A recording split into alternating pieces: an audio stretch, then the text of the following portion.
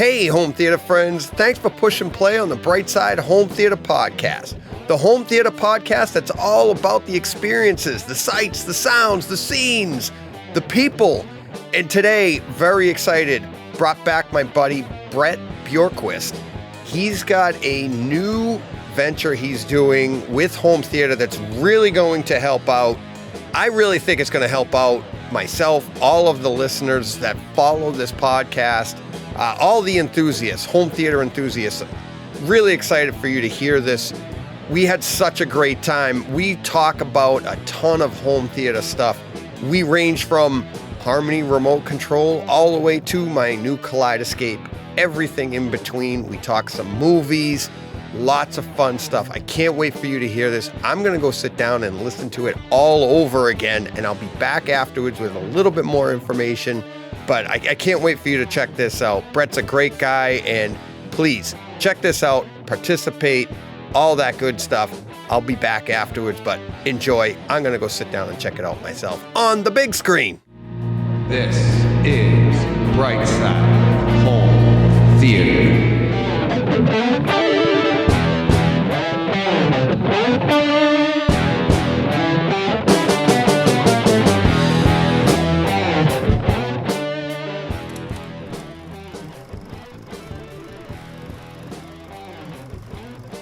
Hey, Brett, you're back for round 3. Thanks for having me, DJ. Brett Bjorkquist is back.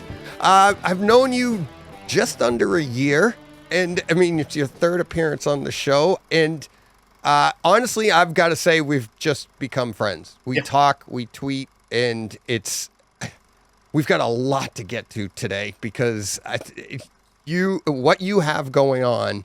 I was getting goosebumps listening to you talk before, and we've been talking about this for a couple of months, and I'm very excited for the listeners to hear this. Really excited for what you have going on. Why don't you explain your last couple of months to everybody and what you're set out to do? Sure. No, I appreciate it, DJ. So, a lot of you guys know me, as DJ said, my third time on here. You guys may have seen me in other forums and podcasts and the rest.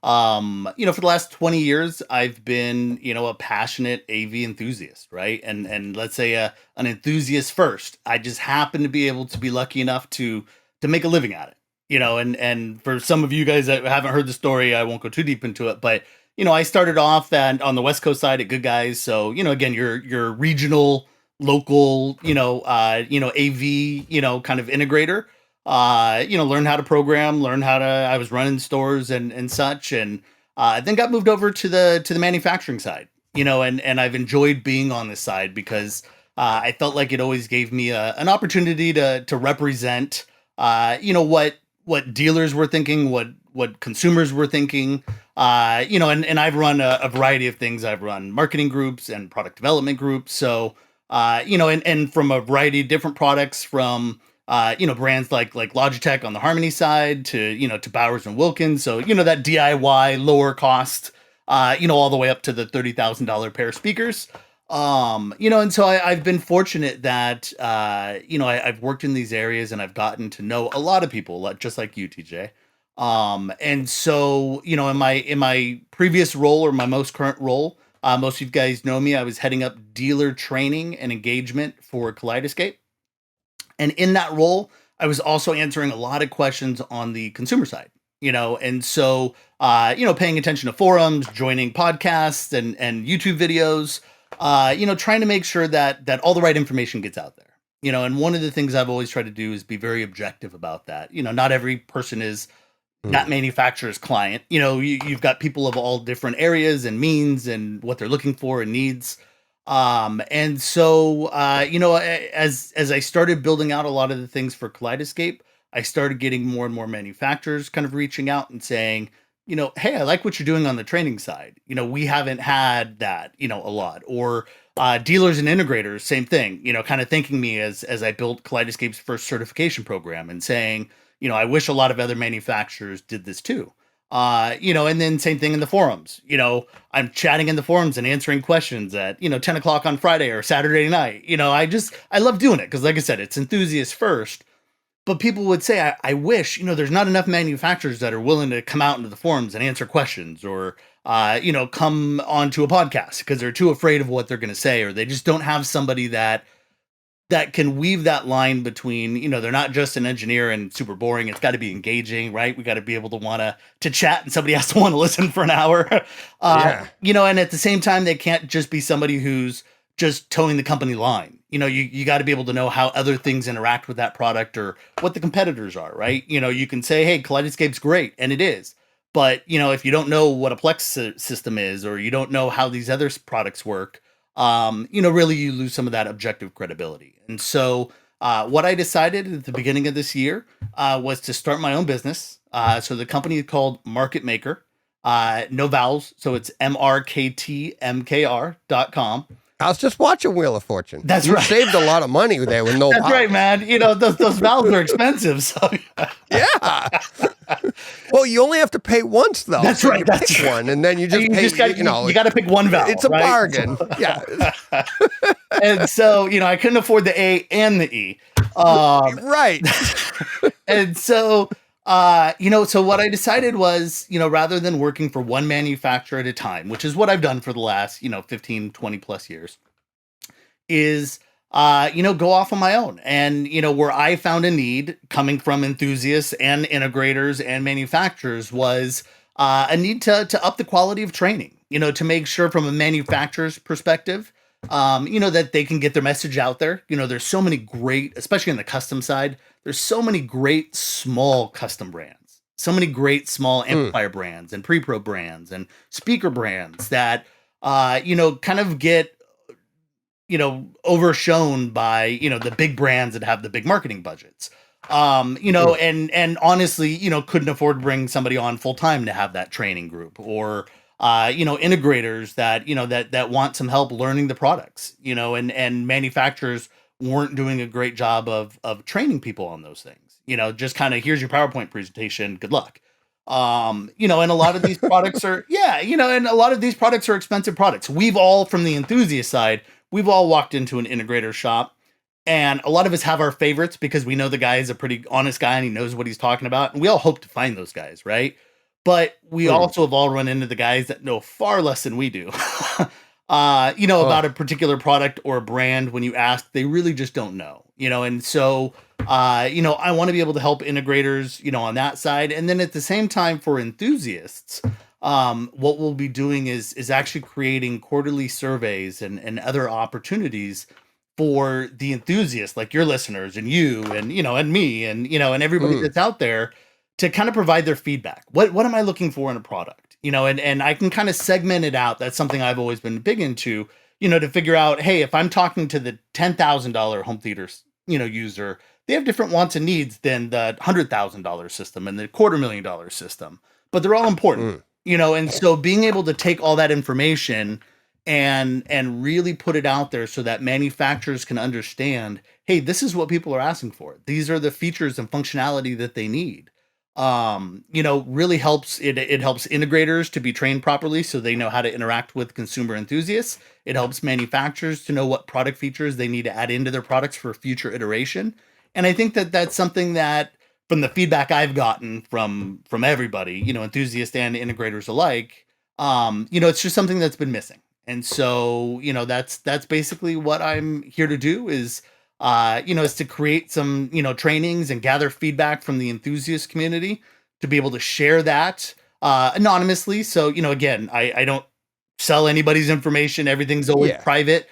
I'm just taking that information in survey form or one-on-one conversations, and then I'm kind of consolidating that and aggregating it together, and then I'm presenting that to manufacturers, and then using that to help build trainings, that integrators and consumers can use. So, you might see a video for consumers on the manufacturer's website, that's, maybe a little bit better than what we see in some of the manufacturers' websites right now. And, dealers can learn the things that people are really asking about. So when you walk into that integrator, they can feel confident in what they're asking. And, they don't sometimes say those things that, aren't really real, or they're just kind of making things up. We want to make sure that everybody really knows what they're talking about. And so that's really the goal, is everybody wins out of that.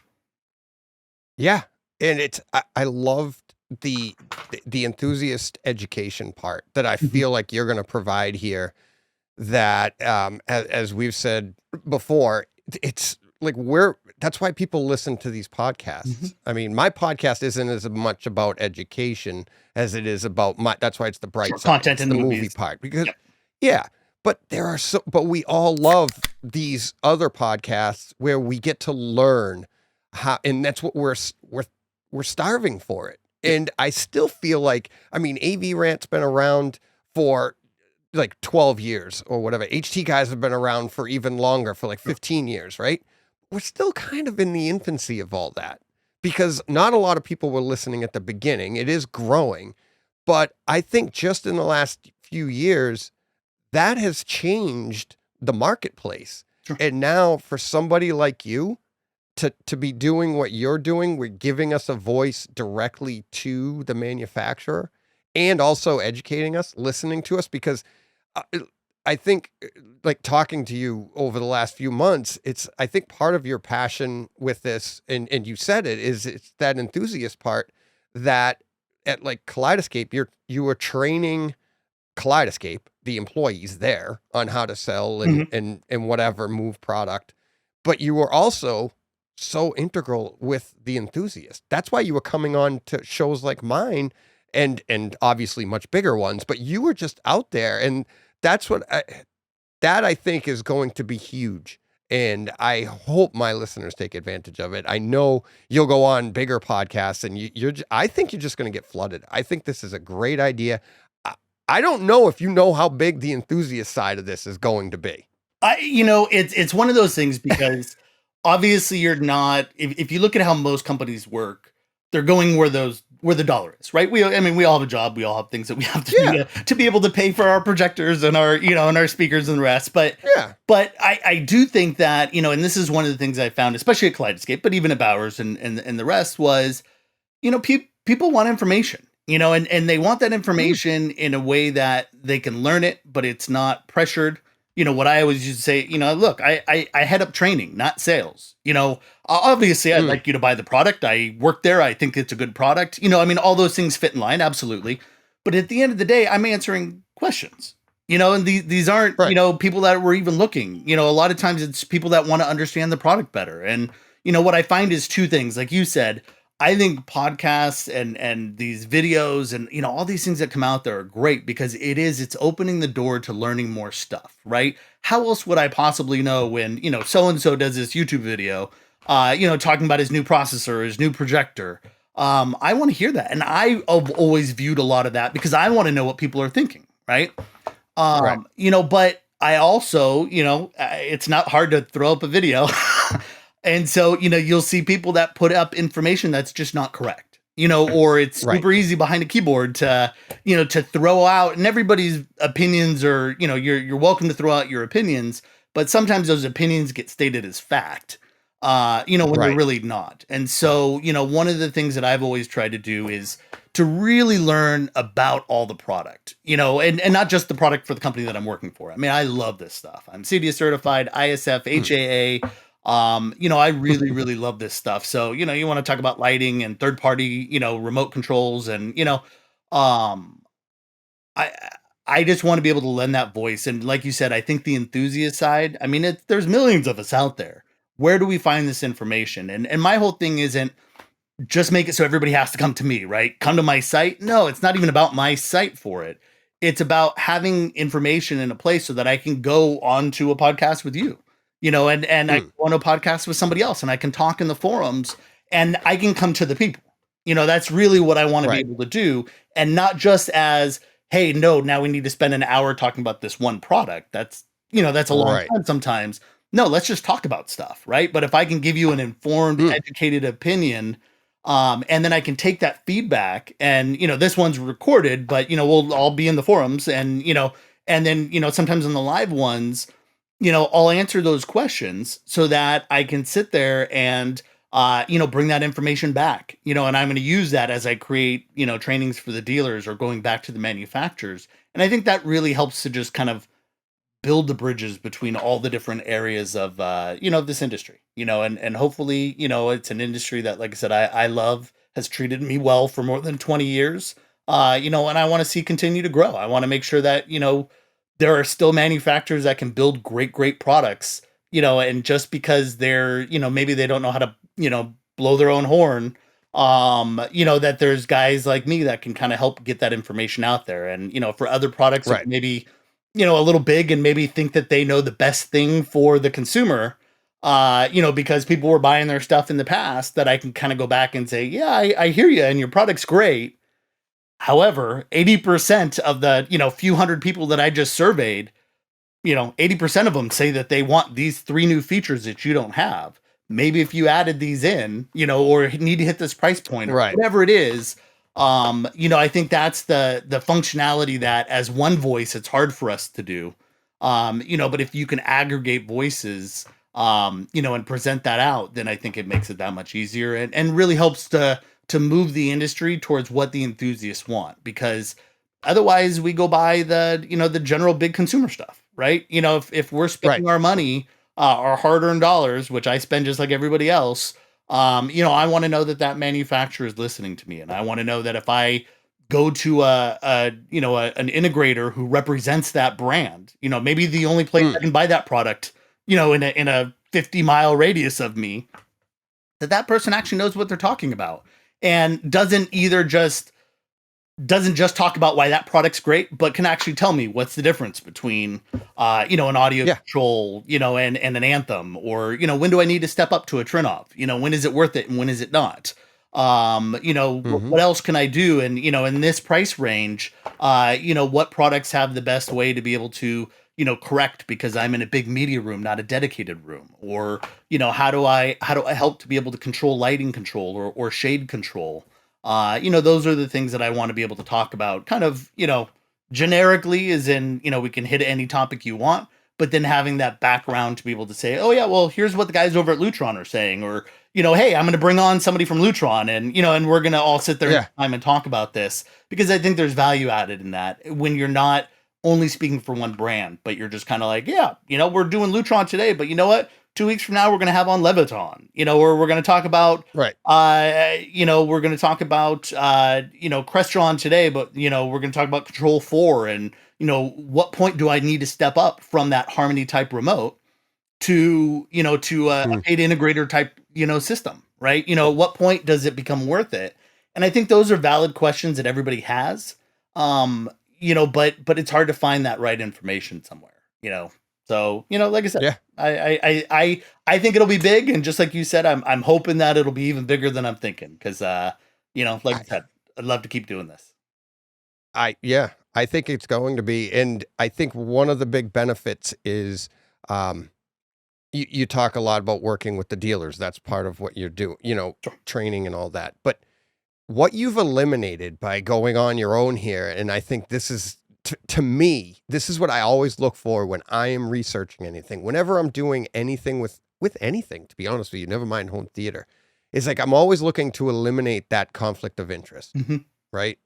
And one of the reasons that I think that I liked you from jump was because I remember the first time we spoke on the phone, you like laid it all out there. It was like, I mean, we were going to be talking about Kaleidescape, which I was super excited about.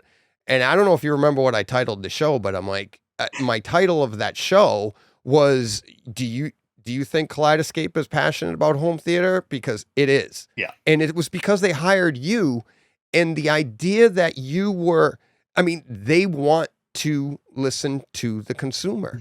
And that's exactly what you were doing. And then you were saying to me like, oh no, I remember a little behind the scenes here in our pre-show phone call. I was like, I have a Zapiti. Is that okay? Absolutely. Yeah. You're like, hey, let's talk about it all because it all exists. Why wouldn't we? And, that was when you were with somebody. Yes. Now you're like on your own. I mean, you can't get more like unbiased, good, honest opinions. And one of the things that I've dealt with over the years, either helping people buy product or buying my own. And like you said, you go into someplace and right away, somebody has an agenda on their head just by the way they're pitching a product to you. As soon as it starts to feel like a pitch, you're tuned out because now you're like, Really? Now, okay, so that brand of speaker is his favorite. What else do they carry? Oh, nothing. Like, like, Yeah, I wonder why it's your all favorite. right. All right, that's your favorite. Well, what do you think of this? Well, and they start telling you about all the negative stuff That's right. about the brands they don't carry.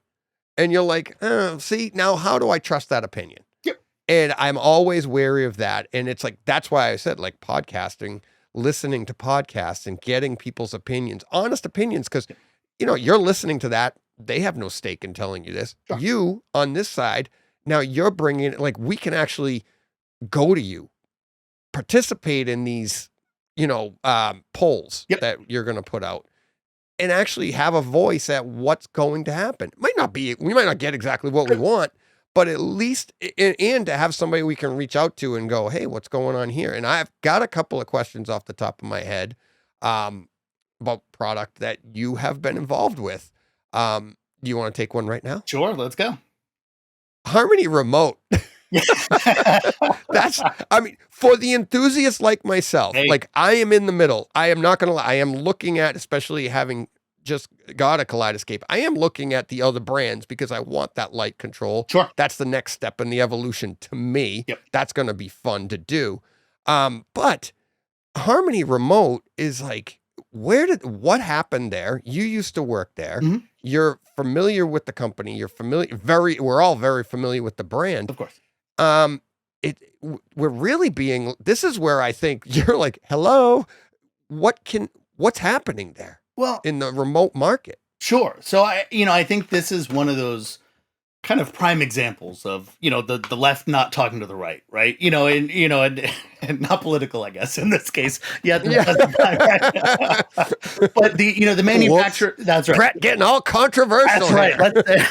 Which one is which? Let's go. That's right. So, but looking at, manufacturers not engaging with consumers.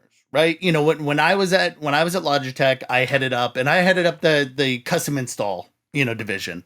But that also meant that I was in the Harmony forums, talking to consumers and, and I've been installing back from when I was an integrator, installing Harmony remotes, along with other brands. And so, when I got brought in there, initially they wanted to build out their Harmony brand. They wanted to do more with custom install. And I thought that was the right move, frankly.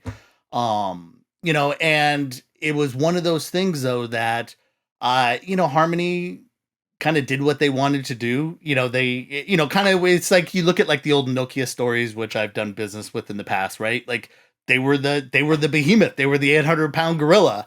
Harmony was that, and still is that. If you look at all the homes that they're in, just the latest current hub, that a lot of people have, with their Elite remote. There's about 1 million of them out there, and so that's a lot of consumers, and people love them because it was $100 to $400 remote. It was a fairly inexpensive. Again, every dollar is a dollar. But when the next jump is $2,000 to $5,000. It's a relatively inexpensive remote control. And it was great because the DIY person, could program it themselves, right? Which makes it so much easier, especially if you like to mess around with, what's in your rack. It's nice. Yeah. And that's probably one of the biggest things that I hear from people is, I go with Control 4. I don't mind the one time, but, every time I upgrade my DVD player or every time I upgrade my player, I gotta, pay somebody to do that. I think that's a hesitancy for a lot of people. And so, with Harmony, unfortunately, and I think it was good and bad, Logitech bought them, initially they were just a remote company. They were up in, Canada. And then they got bought by Logitech. And, Logitech's a great company. They make great keyboards and mice. They, video conferencing. They've done a lot to make a lot of products that would be otherwise a lot more expensive, fairly affordable for people, especially as you get into video cameras and, and video conferencing and things like that. And so they bought them. But, when you're a $2 billion a year company, a $50 million company that, was $100 million and then 75 and then 50, I think it just becomes very difficult to focus on that, and at that time, if you go back 2-3 years from now or 2-3 years ago, we were entering into COVID, everybody was video conferencing, Gaming. If you really look at where they focus, it's gaming, which is obviously blown up and been huge. It's video conferencing, and then obviously their classic keyboards, mice, things that everybody needs. And so, I think Harmony for them just wasn't a big focus, and so Right. what I will give them credit for is they've still said, hey, we're still going to support those products. They could have easily just kind of thrown it out there and continued Dumped it, it. and said, okay, we're not even going to think about it anymore. And obviously that doesn't benefit them because people would start complaining and, Logitech doesn't want to have to deal with that, but they do still have a small core team that are making updates and making sure that those products work. And so, like I said, I give them full credit for that. And for Bracken to, their CEO for saying, hey, no, we're still going to support this product. And I see a lot of people in the forum saying, yeah, but for how long? And I don't have an answer. I don't do anything with them specifically, but I will say, in the past, they have canceled products like their different streaming boxes. They had a product called a Squeeze Box before my time. But it was kind of one of the first streamers that was available. And ultimately, again, people weren't buying it. It wasn't making money and they canceled it out. They still support that product. And it's been like 10 years. So, if you have a track record is good. Yeah. So their track record is if they say, and again, this is the benefit of it. If you're a $2 billion business, if it costs you $2 million a year to keep people happy and keep that product, kind of just moving along slowly and making updates, then that's worthwhile versus negative PR. So I think that they will probably keep that Logitech software going, for the foreseeable future. So I think people can feel relatively calm if you own a Logitech Harmony remote now, that it's going to continue to work. And even if they shut it down tomorrow, that's only for future updates. That's only saying, hey, I can't do my new TV, but it still works with everything that it would work with today. Right. It's not like anything bricks and just stops working. So, right. So yeah. Any thought or what's your speculation, educated speculation on them selling that to somebody that would like to continue it? Because that's the other thing that we're all hoping for. Like that way we get a new product out of it and get some updates, because you know what? Mine works. I'm sitting right here. Yep. Mine works fantastic. Yep. Right. Knock on wood. But and I'm wondering if that's why now here, it sounds like I'm doing a commercial, but they're not even in business anymore. That's right. We're not representing. Doesn't work. But maybe that's why their numbers went down. It's like all the enthusiasts that had one. Well, and then who else was, you know what I mean? So your new consumers are dwindling because they're still working. Well, and I think that's one of the things, right? People loved it because, for $200 to $400, you had a great remote that, lasted 4, 6, 8, 10 years. You could replace the battery in it. So, people were buying batteries on Amazon. It answered questions. Like, what happened? What went wrong here? I didn't have to answer them. My wife would call me and go, ask the remote. Hit the little gear in the top left and you're good to go. Yeah. And boom. But I think that's an important thing. And I think that's one of the things that I'm trying to accomplish. So it's interesting that you bring it up, and, because it is one of those things where, I've even said, hey, I would start it up. I mean, I ran the product. I'm fully capable of running that business. But the question is it worth it? How many people are going to be buying it? I can imagine, and I know that from Logitech's perspective, it's like, well, hey, people are buying TVs with apps already in them. They're, that and a sound bar. They don't need a big remote. They're using the remote on their Apple TV. Right. They're using the remote on their TV. They're, which handles your general consumer, right? So if you look at the consumer view, it says nobody needs a Harmony remote anymore. You just use the one that came in the box. And that's legit information, right? And that's the probably 70%, 80% of the people that are out there, that's correct for. So it's not hard to imagine Logitech saying, well, then why am I going to keep investing in this? I think the question becomes, hey, a $25, $50 million a year business, that's great for a CI company. Could somebody else pick the ball up? But then the question is let's say I pick up the ball tomorrow, right? I say, okay, I'm going to take Logitech. I know the products. I have engineers that I could probably call up and say, hey, you ready to come back? And let's get this going. I have things that I wanted to do. One of the things that they stopped doing was putting new IP control, into the products. That's something that you have to have. So, I think I can make a product that's far more robust that would still be around that $400 to $600 or $400 price point. But the question is, how many people are going to buy it? For those people, everybody loves Logitech, but when push comes to shove and I say, okay, DJ, you told me you wanted, somebody to take over Logitech. Here it is. I invested my 5, 10, 15, $20 million into this. Where's my money? Where's the purchase? Right. Or how do these purchases need to be made? Right. We're moving into a subscription model for a lot of things. If I told you, hey, for $10 a year, would you pay $10, $20 a year to keep Logitech running? Now you may sit there and say, well, but if I'm not adding product every year, what do I need? Why am I paying a subscription fee? Right. Even if it's 10, 20, $30, relatively inexpensive. Yeah. But you can't just think about it for what I need today. You have to think about, how do I keep this company moving forward? And I think that was one of the issues was, I buy a remote one time and that remote's going to last me 5, 8, 10 years. But there's millions of dollars of people that have to continuously support this product. Even if you stopped selling product today, right? Which is kind of where the model that they're in now, it's still going to cost them probably $2 to $3 million a year just to support your product to make sure that it continues to work. Right.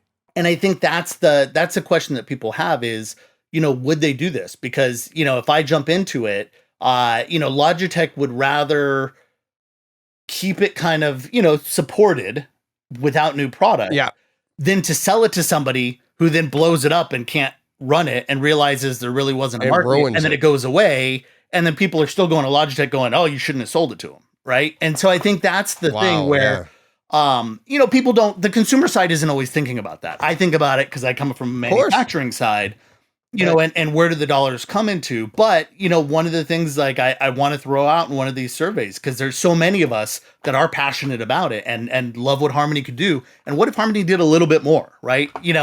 It would really be a good product. But if somebody did that, would you be willing to buy another remote? Would you be willing to, for $10, 20, 30, I don't know what it would be, but that's $3 a month to $1 to $3 a month. That seems pretty small to keep your favorite brand running and at an inexpensive price point versus jumping up to something else. But it just depends. How many of those people that bought the first ones are willing to buy the next one? I think that there would be an amount. So, but that's one of the benefits of having a survey is, me thinking what I think really doesn't matter. I need to know that, 1,000 people just said yes. If 1,000 people just said yes out of a small bucket of people that are being surveyed, then I could go back to another manufacturer and say, hey, you might want to take a look at this because maybe you partner with Logitech, right? And it's X brand powered by Harmony, just like your Intel chip, just like anything else. Yeah. If they're spending the money anyways, then great, So I do think that there's ways to look at that and hopefully help support products like that. But as it stands today, and as it gets further and further away from the time that they've kind of stopped making product, I think it becomes less and less likely. And I think that unfortunately, that means that people are going to be stuck with either like, here's your Apple TV remote, which does a lot of stuff on it. If it's a TV and a sound bar, you're probably squared. But doesn't help for people like us that, like for myself, I'm getting ready to put in a Control 4 system. I think it's a great product. I've, enjoyed them as well as other brands, for years. I just went through all my courses to actually get trained on it. Cause as I'm looking at stuff, I want to be able to actually know how the products work. And I think that there's actually interesting ways from that, as I was taking courses and I talk in the different forums, like I said, the number one thing that people comment on is every time I swap a product, I don't want to have to spend $400 to have somebody come out. And that's totally legit. But Control 4 can actually be programmed remotely now. And for a while now, frankly. And this is where, like I said, the forums don't always have all the right information because people say that and it's totally true. I don't want to spend $400 just because I upgrade my Apple TV or, whatever else. That doesn't make sense. But I can actually call up. So like if you had a Control 4 system right now, DJ, and you say, hey, I just bought a new, Panny 5000, disc player, or a new Kaleidescape player. I need to get this programmed into my system. I can do it and say, well, okay, DJ knows what he's doing. He can plug the thing into a rack, it's power, HDMI, and an Ethernet cable, right? What you don't have access to is the software, and you don't want to break anything, frankly, from a programming standpoint. Well, I can go into your system remotely and I can say, okay, we're going to add a new product. We're going to add this. It probably only takes me 15 minutes. When that $400 that people like to kind of throw around, whatever that amount is, that's to come out. Yeah, that's to come out. You're getting somebody to roll a truck. They're not making a ton of money on that because they would rather be installing a new system, right? They'd rather be doing a $75,000 system than rolling a truck for 2-3 hours to, get out to your place, for a 15-20 minute setup to then go back home. So nobody's making money in these scenarios. But I think that what's really cool is, being able to have dealers and integrators that can program that remotely really does give you an opportunity to say, hey, if I'm that guy who's kind of DIY, but, wants that Control 4 system so that I can do the lights and the shades and a bigger system, I could still say, hey, I just plugged in this new system. It's on input 4 of my AVR and it's, going into here and going, you just explain it and I can just sit there and say, okay. And 20 minutes later, it's done. And I don't know, again, I'm not going to say what people should charge for it, but, maybe it's $50 or $100, if it's truly 20 minutes. Right. And if that gets it done, then I think that's great. And then if you have the consumer who's like, I want my Kaleidescape system, but I have no idea what I'm doing. I don't touch the rack. Right. Then that's not the person who's complaining about the $400. It's the person who feels like that's part of the install. You got it. That's part of the install, right? They just don't want to worry about it, right? They just want it to work. And there's a use case for both of those. And I think that's again where I kind of come in and say, well, brands are catering to one or the other, not both. When the reality is, if we taught integrators like, hey, just have a guy on the side who can sit there and program, or have another guy that's a small shop, or, even a guy like me that, again, it's not what I do, but like, hey, I'm Control 4 certified. You call me up, I can program that system, but I'm not anywhere near you. So I can't, right. But I think that's where, the technology today is really branching off on a lot of this stuff. And so, done properly, I think you can get some cool control brands that can do more. And hopefully brands, unfortunately, like you had brands like Neo, that was kind of supposed to be the new Logitech and the new Harmony. And then they got swallowed up, right? Because if it's a good product, why wouldn't somebody buy them? And I think that's unfortunately a lot of that is kind of the case where, now I think only so many of those are possible. But, if I'm a manufacturer, I'm wondering, hey, Logitech Harmony, Logitech cut off Harmony. Do I want to create a new Harmony? Yeah, no, I know. And that's what we're all afraid of, is because what do we got? The Sofa Baton is supposed to be the next version. And even that's been delayed. What is it? The X1 or whatever? Yeah. Whatever. The latest, more advanced. You get a lot of Kickstarters. Identical. Yeah. Right. And you see the Kickstarters. I saw another one come out the other day and I can't remember what it is, but, but it was completely, and this again comes into survey information. I'm looking at it going like with a little back information of knowing how things work. They created this beautiful remote with this nice big, 4-inch screen on it, and some space down below. And some capacitance touch and this and that. So it looks super fancy. No physical buttons. Well, the reality is when I'm watching TV, I don't want the lights shining. I just want to hit the volume and the channel and the pause and the play and the fast forward. That's tactile. And people for years have said that. That's why they love the Elites, right? Because you have the buttons up top to add all the extra stuff. Right. But I want that everything. But I want that tactile feel. And be able to grab it in the dark and not have to look at it. Cause like with mine, if I pick it up, the light will come on, but I'll put it next to me in the chair so the light doesn't come on and I can actually operate it without looking at it and just feel, all right, that's this. And if they weren't, they would just use their phone. Right. I mean, cause that's already does everything I needed to do. I mean, it's I've got Harmony on my phone.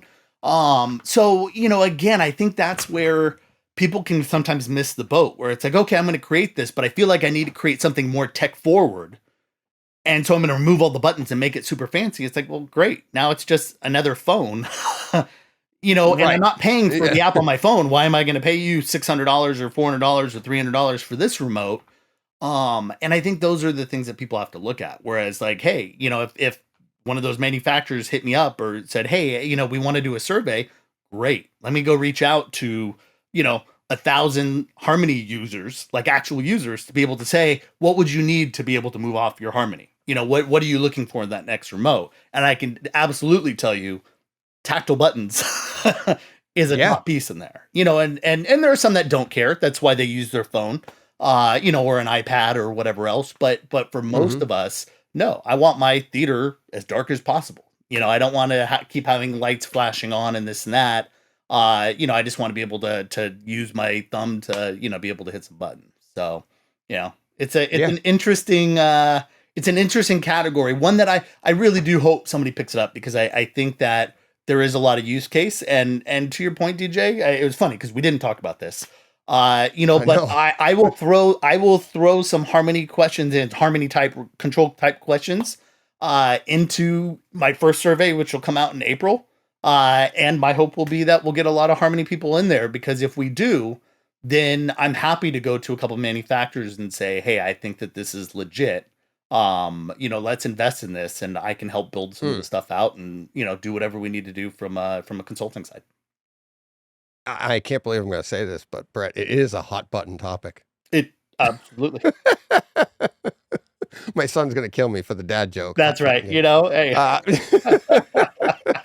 But no, it seriously is. And but it's also the market that I'm in. It's all the demographic that I'm in. Cause you're right. It's like, once you get up into the other level, people are like, what's a Harmony? Because they've got the control force and all that. The enthusiast. And that's what I'd really consider people like myself, like you. It's like, we're the enthusiasts. There are people that have these theaters that they're not really an enthusiast. They just want to have a theater in their house. Sure. And they just pay the money and it's installed and they're like, and it works perfect and everything's great. But that to me is just somebody that's like, hey, look, I got a theater. Yeah. It's like, I know people that have bowling alleys in their basement. Doesn't mean they're professional bowler or whatever. Yeah, right? they're usually not. No, I know. It's the guy with more money than gutter not guards, that does it, right? Yeah. I had nothing to do with my money, so I figured bowling alley, right? That's right. But people like myself that I love that idea about Control 4. And there was another one. There's another brand that it's Mac based. I think it begins with an S. Savant. I can't remember. And Savant. Yeah. Yep. And that one's supposedly the same thing. It can be done remotely. It can be done. It seemed to have a decent price point compared to other ones. You could start really small and it expands pretty big. But it's still a huge jump compared to your Harmony. And sometimes though it's like anything else. It's like Kaleidescape, it's like all these pieces, right? Like, can I get away with my Plex system or a disc player? Absolutely. Can I get away with the Zapiti? Absolutely. Mm-hmm. But there is still this, this product that isn't just about spending money. I think that's where, people love to hate on it. Right. And it's like, oh, well, that's just because you have more money than common sense.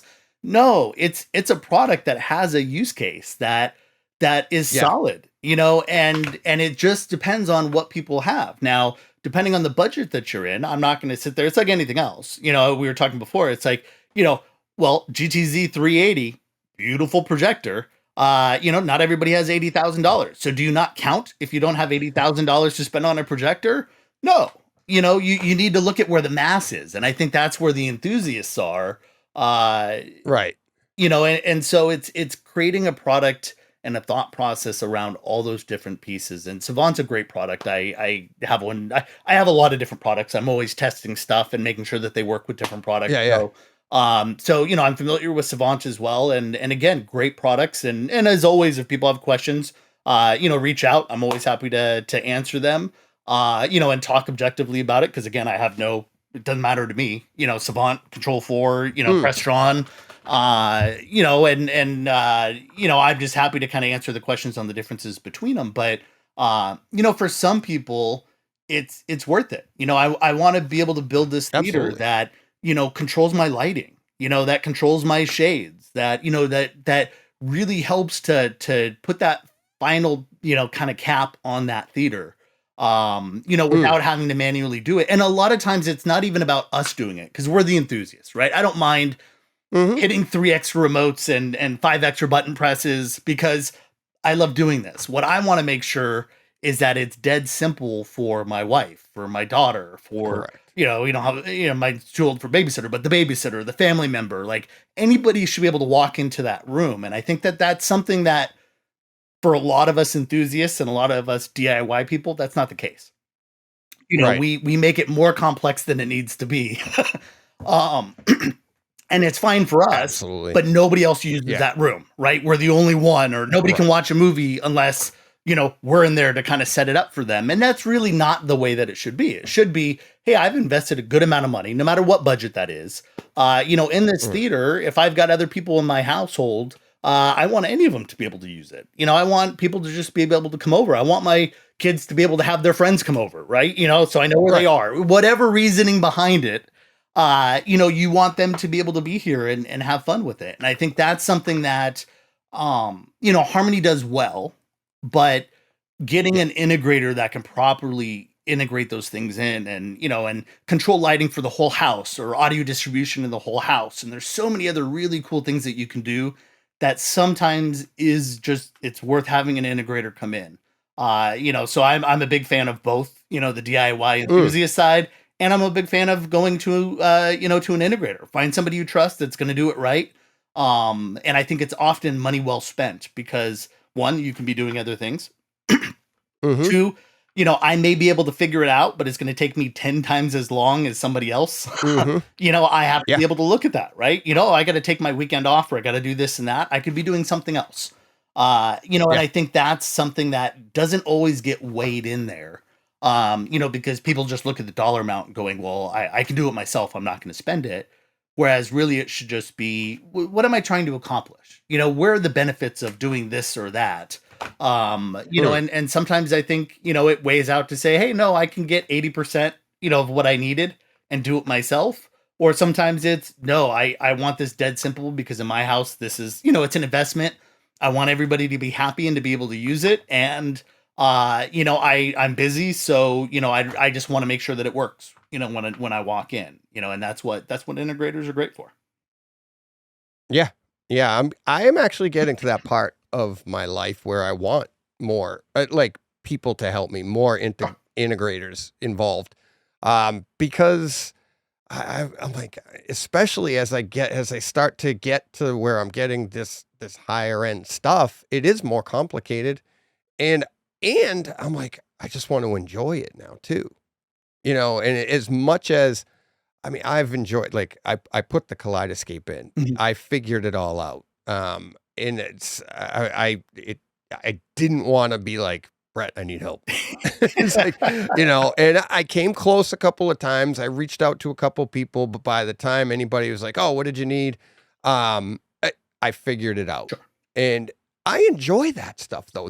It's like doing a puzzle. You know what I mean? It's like, do you buy a picture or do you buy a puzzle? Because you can get a picture and it's already put together, right? It's already framed and everything. You can even buy pictures that look like they're puzzles. And it's like, hey, all right. Or do you buy the puzzle because you enjoy the challenge? Well, I'm starting to get to the point where the challenge is still fun, but I want to, I kind of want to enjoy the visuals and the sounds and stuff a little bit more. And that's why I'm, like you said, I'm trying to look into a little bit more and I feel like I know how to feel out the people I'm going to be talking to, because I've been doing it for so long and helping other people for so long. But I know, being able to talk to you about it and even learn more, I think is going to be very valuable, and just on what to look for. Before we get to my Kaleidescape stuff, do you have time for one more question? Yeah, what you got? All right. You brought this up to me a while ago, and I've been dying to talk to you about it in the podcast. And again, this is something we haven't talked about yet, but you're the jack of all trades now, master of all too, apparently. madvr. Yes. What do you like? I've looked into it since I talked to you a while ago about it. You and I had a conversation, and I really delved into it, and I think it's a fantastic product. More expensive than a Lumagen, but it seems to be pretty user friendly, a little more user friendly than a Lumagen. Almost like, it's weird. It's more expensive, but it's more for the enthusiast, people that want to tinker and play. That's from what I've seen so fair far. enough. And I think a lot of times, there's a back and forth. Does just because something costs more, doesn't mean that it's user friendly or not, because a lot of these products are built for an integrator and not a consumer to Correct. With, right? Yeah. So, and Lumagen's a product like that. Again, anybody that owns one swears by it. Not always the super easiest for, the general consumer to mess around with. The idea is that you have it programmed, it's ready to go, and you shouldn't have to mess with it. madvr, again, great product. They kind of started out, and again, I don't have all the history through it, but, you could get it on a computer. So for a lot of people, PC, they use it on an actual home theater PC. That's kind of where a lot of it started. Wasn't that a free software too, or something? Yeah. So they had a lot of different stuff download. Yeah. So so again, if I'm building my own home theater, PC, and I'm doing this and that, great. That's probably a great way. And then I think what they realized was, hey, if we put this in a black box, then more people can use it, because not everybody knows how to build a home theater PC or wants to, right? Or the maintenance or the whatever. So I do find, I think the madvr, because it kind of started from the PC enthusiast, tends to be a little bit more user friendly, or let's say enthusiast friendly, for being able to tweak things. Whereas I feel like the Lumagen is really designed to be that high end, hey, I want this to work, right? I want it to properly, stretch, so it doesn't just look stretched. I want it to, and so they both kind of do the same thing at their heart. It's a scaler, and it's making sure that you kind of get the full screen. And, but I do think that, madvr kind of, is maybe a little bit more, tweaker friendly, enthusiast friendly. Yeah. It is a little bit more expensive. I think both products are great. I've never heard on either side. I know integrators and consumers that own madvr, and I know guys that own Lumagen. I've never heard anyone, obviously sometimes they become fanboys of their own camp too, right? So, but I've never heard of anybody who bought one that says, oh, I'm unhappy with my Lumagen purchase, I need to move to madvr, or bought my madvr, move to Lumagen. So I think both are great products from that perspective. I think it just depends again on, how much do I want to play with this thing versus how much do I just want it to work? But at the end of the day, it's solving a problem, which is, movies coming in so many different scopes. What am I going to do with this? Or, so much content that's not, natively in a higher resolution, that I'm still watching when, I can't get a cable box to do past 1080 for most of the stuff. And most of the people are watching Netflix, in 1080, or, the cheapest possible way. Although probably not the Lumagen client, but the idea is that it's one of those things where they're both great products. They're both, add-ons. There's plenty of people that would say, why should I have to spend this if I already spent this on a projector, and fair enough. Right. But I think that they're both great products. I've watched, I've sat in a dealer that had a 14-foot screen that actually has a GTZ 380. So I'll give him a shout out. So so Tony Probst, he's in Marin, so he's in our area. So at Audio Video Integration, and so great guy. But you go into his custom theater, and it's 14 foot. He used to have, I think, a Sony the 5000.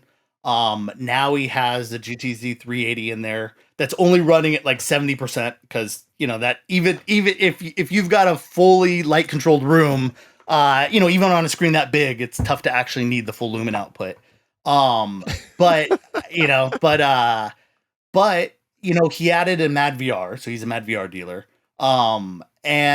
And you can see it, because you can turn it on and off. So, I mean, it's a couple steps to do. Yeah. So they don't do a great job, some of the companies, of making it like, I want to be able to see it, right? Like left side, right side, show me how much better. Right. But you can, there are ways to be able to kind of shut it off or bypass it, so you can kind of see what it looks like without.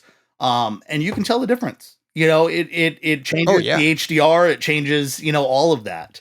We were watching a scene where, even in HDR and even on a Kaleidescape, because he uses a Kaleidescape, you could see this scene where just as it was shot, there just, not a lot of light in the background. And so it's dark.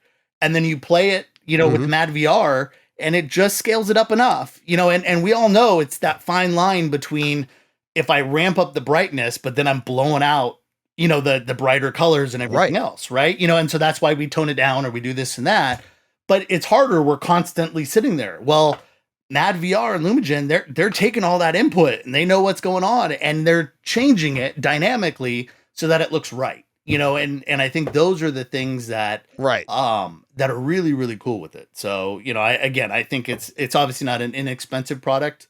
For those that love Lumagen, great. I think it's a solid product. I think madvr is as well. And again, those are both companies that, that I want to be able to reach out to and help, because those are two companies, especially when you start getting into scaling and the rest, like, what is that? Right. That's like Key Digital and, all these brands in the past that people used to go. I remember getting my first, Pioneer plasma, and you used to put in these video processing cards that up the quality for it, and Key Digital and, and all these guys made these different cards. And it was great, and I used to, you'd stick the card in there and it changed it. And that's effectively what this is doing. But not enough people really understand what these products do, and I think that's where the consumer education side becomes big. You need somebody talking about Lumagen or madvr or that can really explain it even better than I can today, because like I said, I'm just an enthusiast like you. So for me, it's like, hey, if I had the time to be able to sit down with the madvr, product team and engineering team to be able to say, okay, here's what it does. Now let's try to figure out a good way to be able to explain it to consumers and to dealers so that they understand as well, so that it's available in more places. So you can actually go somewhere and see the difference. Right. And maybe tell them like, hey, you need to put a demo mode in this thing, make it easy, and so I think those are, again, kind of the things that I would look at with that. But yeah, no, I think madvr is great. You can absolutely see a difference. And the people that own them swear by it. It's just, a matter of budget and, what you need to put in first into your system. Yeah, it's like when I was looking into it, they have on their remote, they have like a demo button. So like you can reset the settings, tweak your settings and set it to demo, and then you flip back to what it was already set to.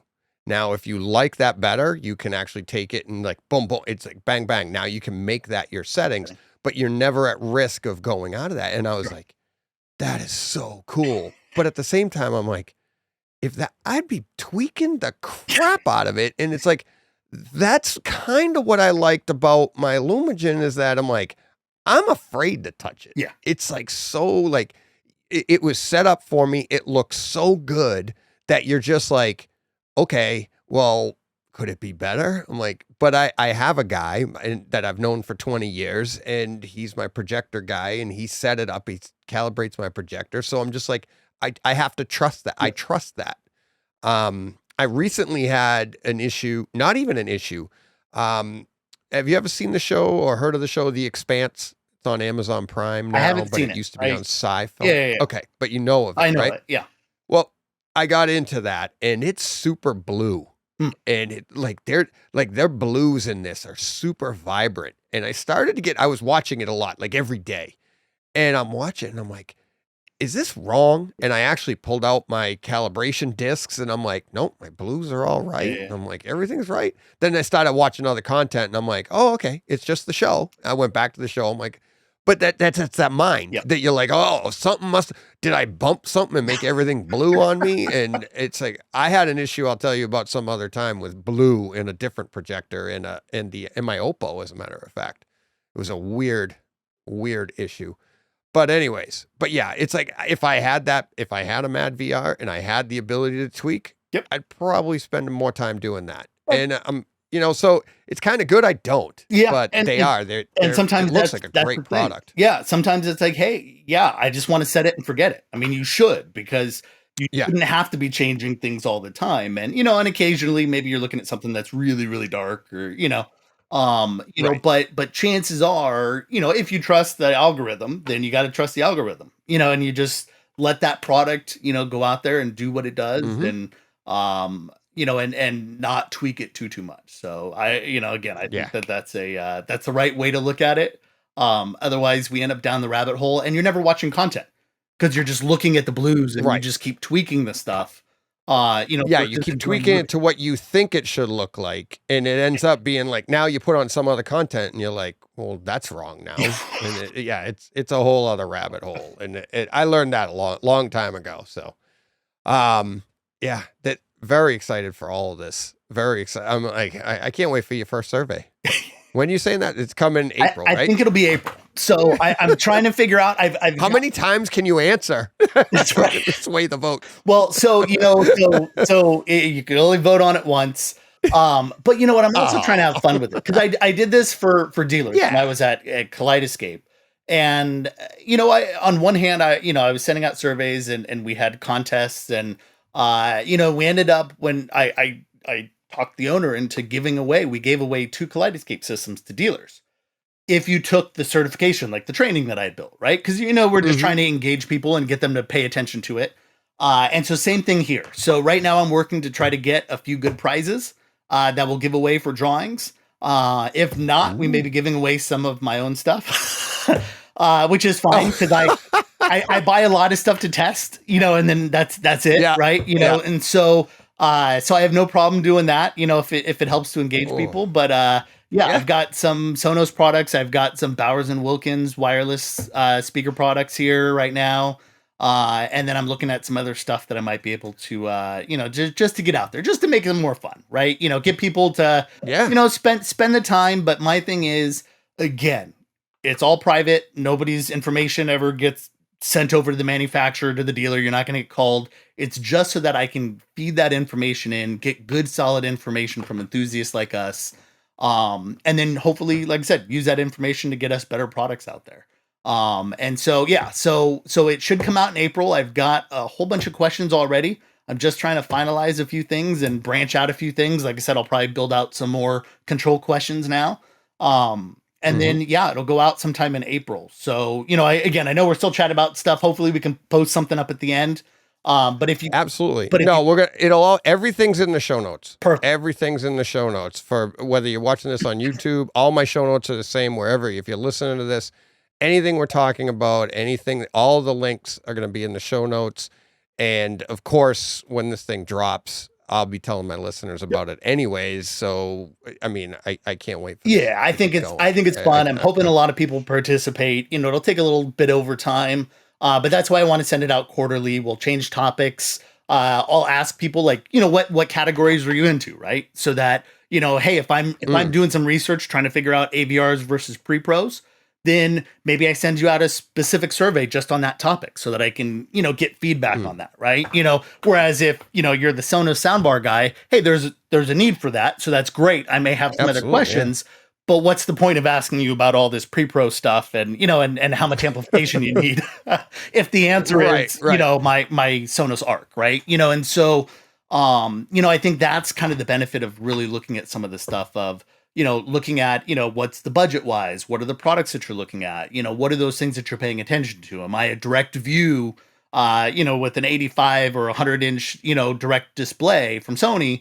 Or am I a projector guy, which a lot of us, are. And so, but, where's the value in both? Because again, me asking you to spend 10, 15 minutes to talk about projectors, if you're a flat panel guy, just doesn't make sense. So, like I said, I'm trying to do this the right way so that people want to get engaged with it, no spamming, no nothing else. It's just some good information that we'll use. And then if I get some cool manufacturer stuff that they want to help out, I'll be pushing them where maybe, hey, I come on a DJ show for the 4th time, and we go over, and we go over some of the answers. It's going to be quarterly, Brett. Hey, it's going to be quarterly now. That's what are you talking about? Every time after the survey, right? So we'll come after this survey.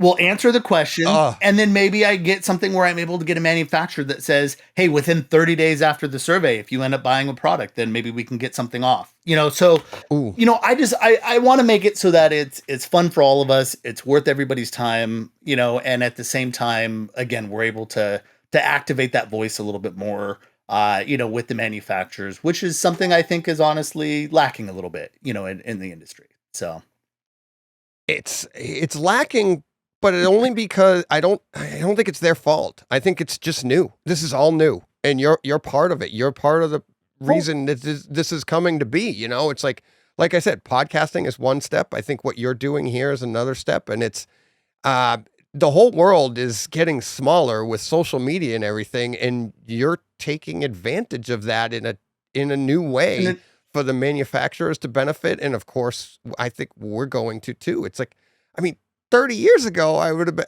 you just literally got your information in a magazine between the ads, and like at the beginning, you'd get reader questions. Yeah. And you'd be like, okay, I wanted to ask that too.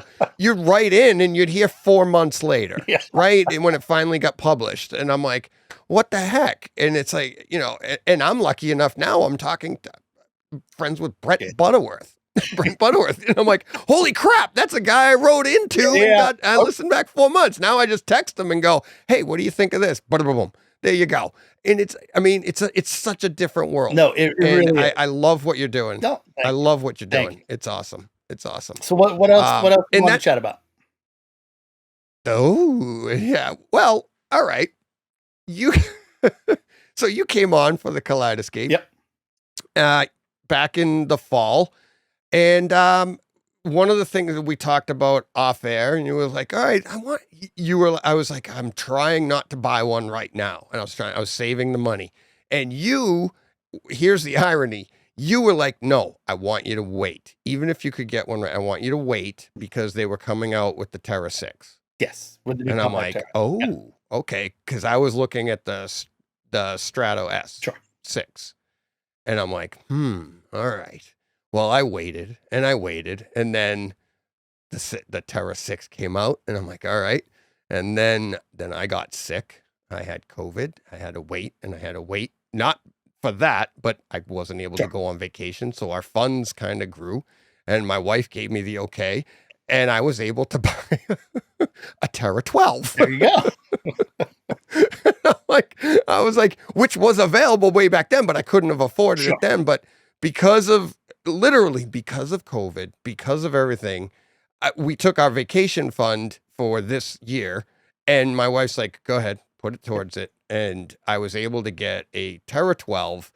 And partially because of you, because you made me wait, because I could have gotten the Strata S6 back then. Sure. But I'm so happy with the Terra, and I've only had it a week. I've learned a lot. And I mentioned this to you before, but one of the things I'm kind of disappointed I don't hear a lot about, and I flat out said to you, I go, you didn't even mention this to me. Disney movies only come out on a 66 gigabyte disc. Correct. And that's it. Yep. And it's so regardless of the movie, it's 66. That's what they have to fit it on. Okay. So all their discs, that blew me away. I knew there was a difference. I knew there was this, that, and the other. And I was talking to another buddy of mine, and I'm like, hey, when I put Star Wars on for the first time, it sounded different. It sounded a lot better. And he's like, well, and my son said the same thing. He's like, oh, well, that's because you want it to. Because you just spent a lot of money and you're excited. We all have that little bit in our head, right? Yeah. Yep. I 100% admit that. So in my conversation with them, I think you know him, Nelson. I think you've talked to him before. Yep. You've mentioned him. Yeah. So in our conversation, he's the one that pointed out, he goes, that Disney's doing only 66 gigabytes. And I was like, he goes, look it up. So I go on to Blu-ray.com and they list everything. And I'm like, oh my God. And then I start looking up the downloads I was like, you dummy. And not 40 minutes earlier in our conversation, I'm like, you're telling me it's in my head, but now you're pointing out that it is better. Here it is. Here's the numbers, the cold hard facts. It's like Star Wars download. I think it's 78 gigabytes as opposed to 66 that they're squeezing it on. And then never mind, let's jump to Endgame, which is like we said, like 103, 104 gigabytes that they're squeezing onto a 66 gigabyte disc. And I'm like, that's that's a big difference. Yeah. Why isn't Kaleidescape? Are they just trying to be nice and let me say this stuff Well, and nobody else wants to say that stuff? I think so. That's So huge. It's funny because I have brought up in certain places, like I told you. So, I may not have brought it up in here. It all depends on where the questions come in. But, and I do bring it up in dealer trainings because, as I'm educating them, I've got a list of about 50 movies. So I actually spent like probably a day or two on Blu-ray.com because I want to make sure it's accurate, right? And so I looked up, I went through like 200 movies to figure out how many of these movies are on 66 gig discs that, feel like they're big features, right? So they'd be larger. And then I looked up every one of those on Kaleidescape to be able to figure out what the difference was. And there were about 50, and they're all big movies. It's the Mission Impossibles, it's the Star Wars, it's the new Star, the newer Star Treks and in the Kelvin timeline. The MCU. Yeah, I mean the whole pretty MCU, much the entire right? MCU. When you think about it, I mean, Disney. I've come across a few that actually fit under 66. They're actually, so like if you find, I can't remember what they are. I don't have them yet, but that's why Nelson brought it up. He goes, go easy when you're buying it first because you just want to buy everything. He goes, but what you want to do is get the stuff that is an upgrade, right? Because that's the fun stuff out of the gate. And that's what I'm starting to find. Like you said, like Dark Knight, it's on 100. I think it's 100. They put it on 100 gigabytes. So you're getting one for one. That's cool. So so but this is huge. And I think that's the thing. I always, and especially in the Kaleidescape user groups where, I'll sit there and it's like, I have a strategy because I got to buy movies, same as everybody else. And so, when I looked at it, it was doing the disc to digital so that I could get the discounts. So disc to digital program means that you can take your discs, it basically scans it in, says, hey, DJ owns this movie. Now you get a discount on that movie for buying it in Kaleidescape, which is great. And a lot of those movies, I bought hundreds of movies that were like $5 to upgrade. And a lot of them, I had them in DVD quality, right? Way back, from the beginning. And I was able to upgrade to 4K for like $5 to $8, like no brainers. Right. And then what I've learned, and again, I share this with everybody in it, is taking some of those movies like Disney, is a great example where like, as we're talking about, the difference in size, storage size versus, file size. But Disney doesn't always do as deep of a discount in the digital program. But we've had, or Kaleidescape has had like Marvel movies on sale like 4 times in the last year. So, they're working with the studios to get those movies on sale. So what I did in a lot of those is I'd buy the movies that I could get deep discounts on the digital program. And then the movies that, that maybe I already had on disc or I'd wait because maybe it went from $27 to $21. But then, when Marvel movies go on sale, they're $10. And it's a no-brainer, or Star Wars, or, so I use those sales again to kind of round out my collection, and pick up those movies that maybe didn't have as good of a disc to digital program, but end up being popular movies. So they end up going on sale more. And that's something that you just, you don't see as often. And you never saw with Kaleidescape, beforehand, but really in the last year or two, they've really upped their game with the disc digital program, offering a lot more and then having a lot more sales. They just never really had that many sales before. And now, like I said, if you're sometimes a little bit patient on some of those movies, you can wait and it's quarterly, and it's like, hey, I can pick this movie up, for $10, and again, I pick up a lot of movies that way. Probably still spend too much money because it feels like a great deal at $10, but it's like, oh, but I just bought 10 movies. So it's still cost me $100. Yeah. I've in the last week, I mean, granted it's brand new, so I got to put something on it. You can't just have one movie. I've bought 20 movies. So yeah. And I'm just like, and you're just like, click. It's so simple. Oh, it's so easy. And it's like when you go to like the store, I was telling my buddy, I was like, at first I didn't think this was the type of system for him. He doesn't watch a ton of movies, but I go, if you're willing, if money isn't an issue, meaning like if you're willing to part with that kind of money, then I think you would really enjoy it because it's really like having everything at your fingertips in the best possible quality. Yep.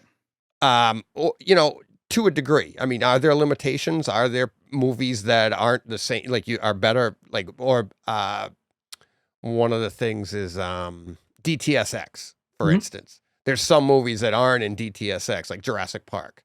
I'm like, okay, well, I have the disc, so that's cool. But it's the entire, I'm sure it'll get it eventually. But, you know, and your detractors will be like, oh, well, it doesn't have that. And I'm like, yeah, but you have to, yeah, exactly. You have to experience the system. And that's, to me, it's like, I've used one before over the years, multiple times on demos. You go into a place and be like, oh, they have a Kaleidescape on display. It's just not the same. No. It really is, until you're sitting in your place and experiencing your content that you're used to, that you know is hooked up to your gear. Yep. That's another thing that you get when you go on do demos. You're like, you don't know what they're running behind the scenes. You know, they could be running higher bit files and telling you that this is the projector and this is great. And then you get it home and you'll be like, it's the same projector, but why doesn't it look as good? Yeah. Well, they were running a completely different file to show off their product. Sure. Or they had a Lumigen that you didn't, or they had a, you know, I mean, that, and they don't know what, they're not showing you the entire chain. Yeah, it's not your setup of units. Yeah, you know, and I think that's something that you know is so hard in a demo. And I know integrators that, you know, they don't even run a showroom anymore because their thing was, look, they're not going to buy the same thing. They've got a different room. They've got a different budget. They've got a, you know, I can't have 20 pairs of speakers in that room. So, you know, which ones do you pick? Right. You know, it's like, oh, I put the, you know, 800 or 801 D4s, you know, from Bowers in the room. Well, that's great. But guess what? They're going to sound a hell of a lot better than, you know, the 6 Series BMW or, you know, BMWs that you end up buying. You know, and I think those are the things that, you know, demo rooms are great, but they're set up for perfection, right? You know, they have the acoustic treatments. They're all blacked out. They're doing this and that. You know, it's still great to be able to listen to it and see, but you have to realize that unless you're willing to commit to all that same stuff, you're probably not going to, including the room. The room is a huge thing, and nobody ever thinks about it, right? They're not looking at the acoustics and the layout and all the other stuff to it, right? You know, the height of the room, the size of the room. You know, it's like, oh yeah, you know, let's look at this 30 by 40 foot or, you know, 25 by 50 foot, you know, home theater room in a demo system, and I'm going to compare it to my, you know, 12 by 18 room, you know, with 8-foot ceilings. You know, it's not going to be the same, you know, so yeah. No. And that's what I mean. Once you experience it for yourself, and it's like, you start scrolling through it and looking at the images. And like I said, the first movie I watched, Star Wars, you know, episode 4. And I'm like, I felt like there were layers to the sound, like that I hadn't heard before. Like the instruments were at different heights. And again, I'm all excited about it, but it just gave you this new, and the ease of, it was so smooth, the ease of use. And like, I was talking to my buddy yesterday on my other podcast, and he's like, you watched all these movies? And I was like, well, these 3 I watched from front to back all at once. But then the other ones, and here's what I say, like how smooth it is. You hit pause or you hit stop, you're out of that movie onto your menu. You can go over to another movie super quick. Yep.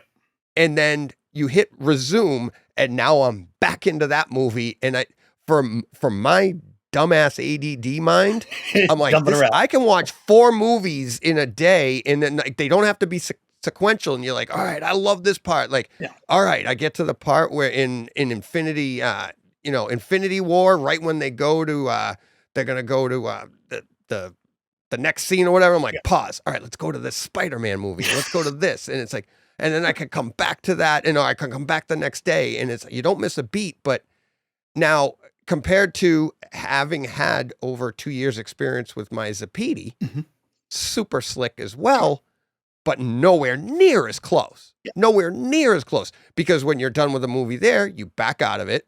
Takes a second. It's a slower computer. It's still great. Don't get me wrong.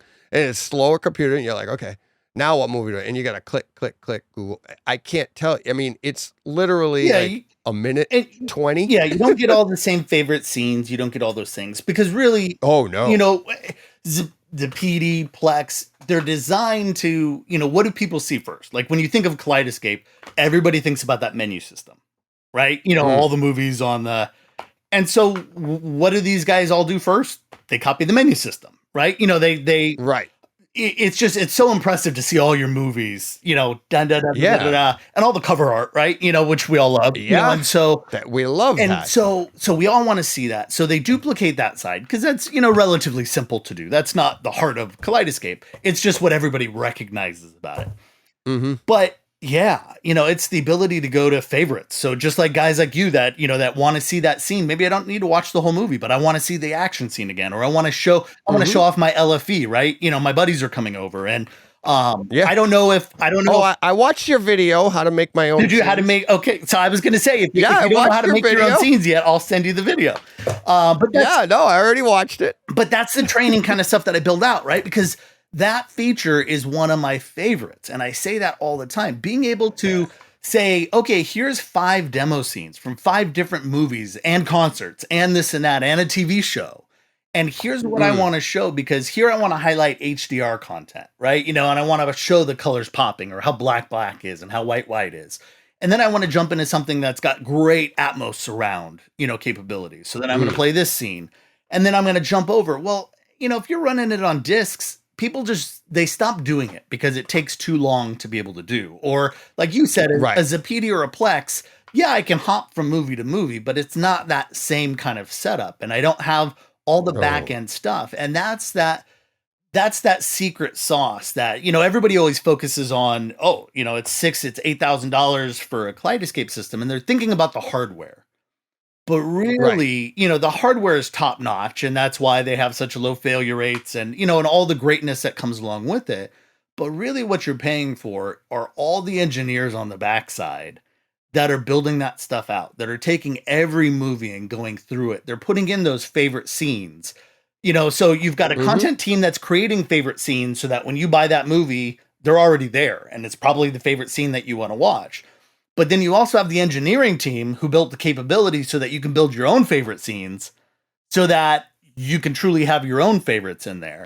And that's all that stuff that's on that back end, that just like when we were talking about Harmony, right? You stop selling today, you still need, it costs millions of dollars just to support and keep that product moving.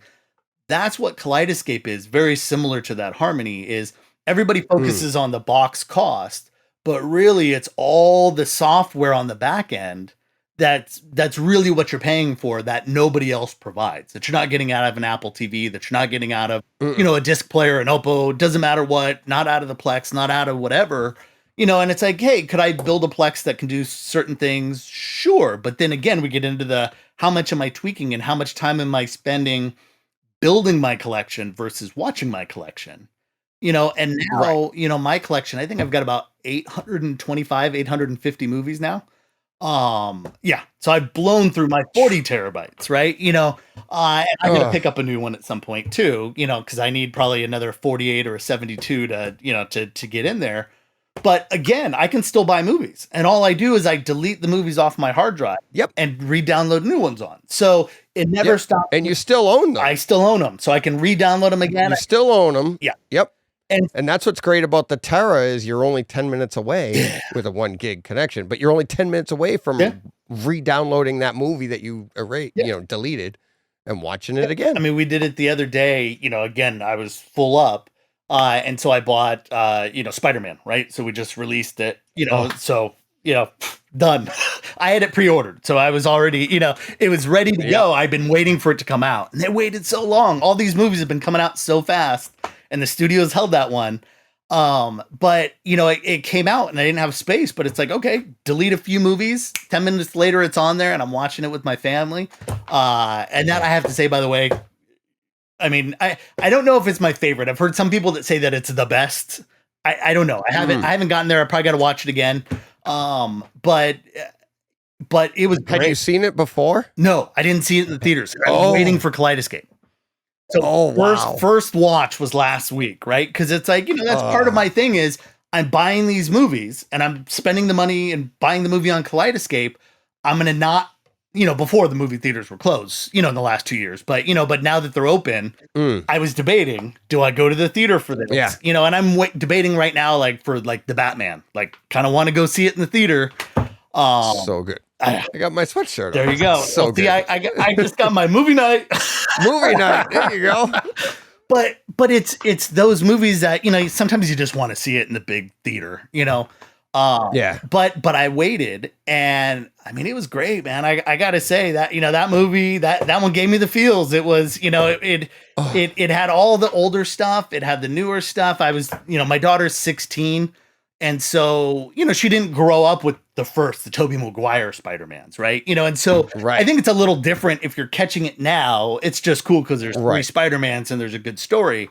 But when you grew up with it, it's kind of fun to see it, right? And and they each get their own thing. And like, I'm sitting there explaining to my daughter, like, when Andrew Garfield, and he's kind of sitting down there and he's like, oh, I suck compared to you guys. You can freaking shoot webs. Yeah. He goes, you're amazing. You're amazing.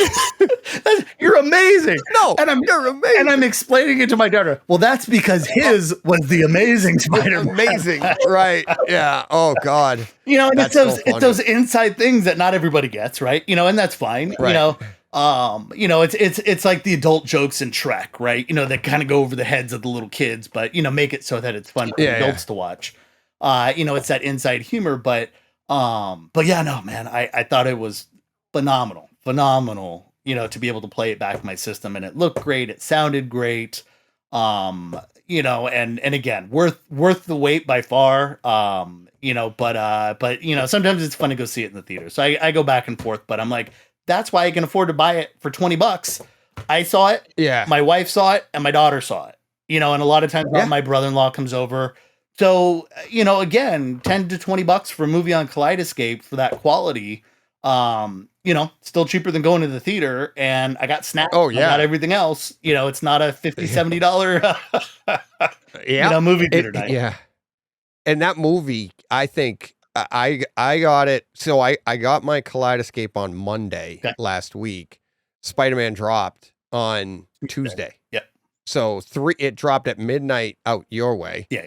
But that's 3 a.m. here. I had pre-ordered it because I didn't know if I could, I knew I was getting one. It was shipping. It was on its way. But I'm like, do I go online and stop buying? No, I want to do everything on the screen. I want to experience this. So the first movie I bought was Star Wars, but then the second one I bought, actually it was, my second movie was Terminator 2, but I pre-ordered Spider-Man, and I'm like, okay, when I got up at 6:00 on Tuesday morning, it was there. Yeah. And I was just like, this is the best. So I just started jumping through. I had already seen it. So I'm just jumping through scenes. Yep. And it is amazing. And here's one of the benefits, one of the things I can't wait to bring to the podcast is be able to like get movies like this a little bit early and be able to say to people like, hey, this one, and I'm pretty sure this one's coming out on a 100 gigabyte disc. So it should be a 1-for-1. So what we saw on the Kaleidescape is probably a really good representation of what you're going to be getting on the disc. And I'm not a reviewer. I'm not one of those people, hey, but I do like to talk to people and tell people what I thought of it. And it looks like it's going to be a fantastic disc because what I saw was even the opening scenes, the early part of the movie that's not super loud. Sure. There's a ton of ambient sounds going on in the room. Yep. It's a lot of fun. You're just like, wow, it felt, never mind when you get into all the action, and it's very, bass heavy movie, great action, great surround sound use, great overheads, Dr. Octopus going over your head, all of that. It was a blast, absolute blast of a movie. I think it'll absolutely become one of those, again, classic demo quality, movies for people when they want to show off their systems. This is it. Because so many movies are great, but really don't have that key scene that you need to show, right? Or they're the demo content for today because it's brand new.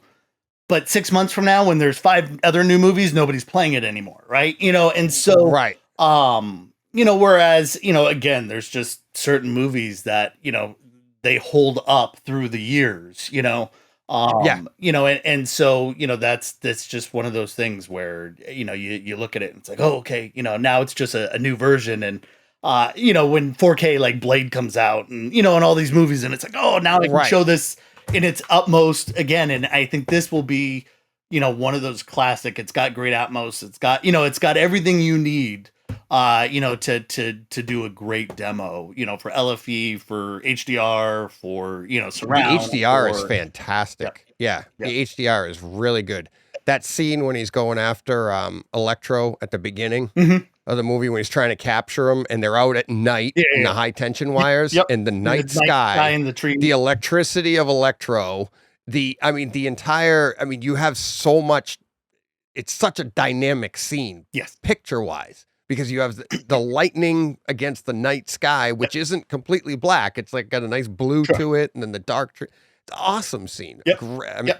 That just wouldn't jump to my head. But well, and even at the end, you see the final scene as he kind of comes back out as Spider-Man again, and I get the movie's been out for a while. So I think we're past the spoilers, but that blue is so much more vivid. It's the classic comic book blue, right? And you haven't seen that in years. I'm trying to even think of Toby. I don't even think Toby's was that blue at any time in there. No, it is almost a metallic. Yes, yeah, it had a nice shimmer to it. Yep. Oh, yeah. See, but it's funny because even as we don't talk about it, we all know the same scenes, right? We're already commenting on the same stuff, and that's the fun of it because everybody knows. You see those scenes and they just stick out. And, again, I thought it was great from that perspective.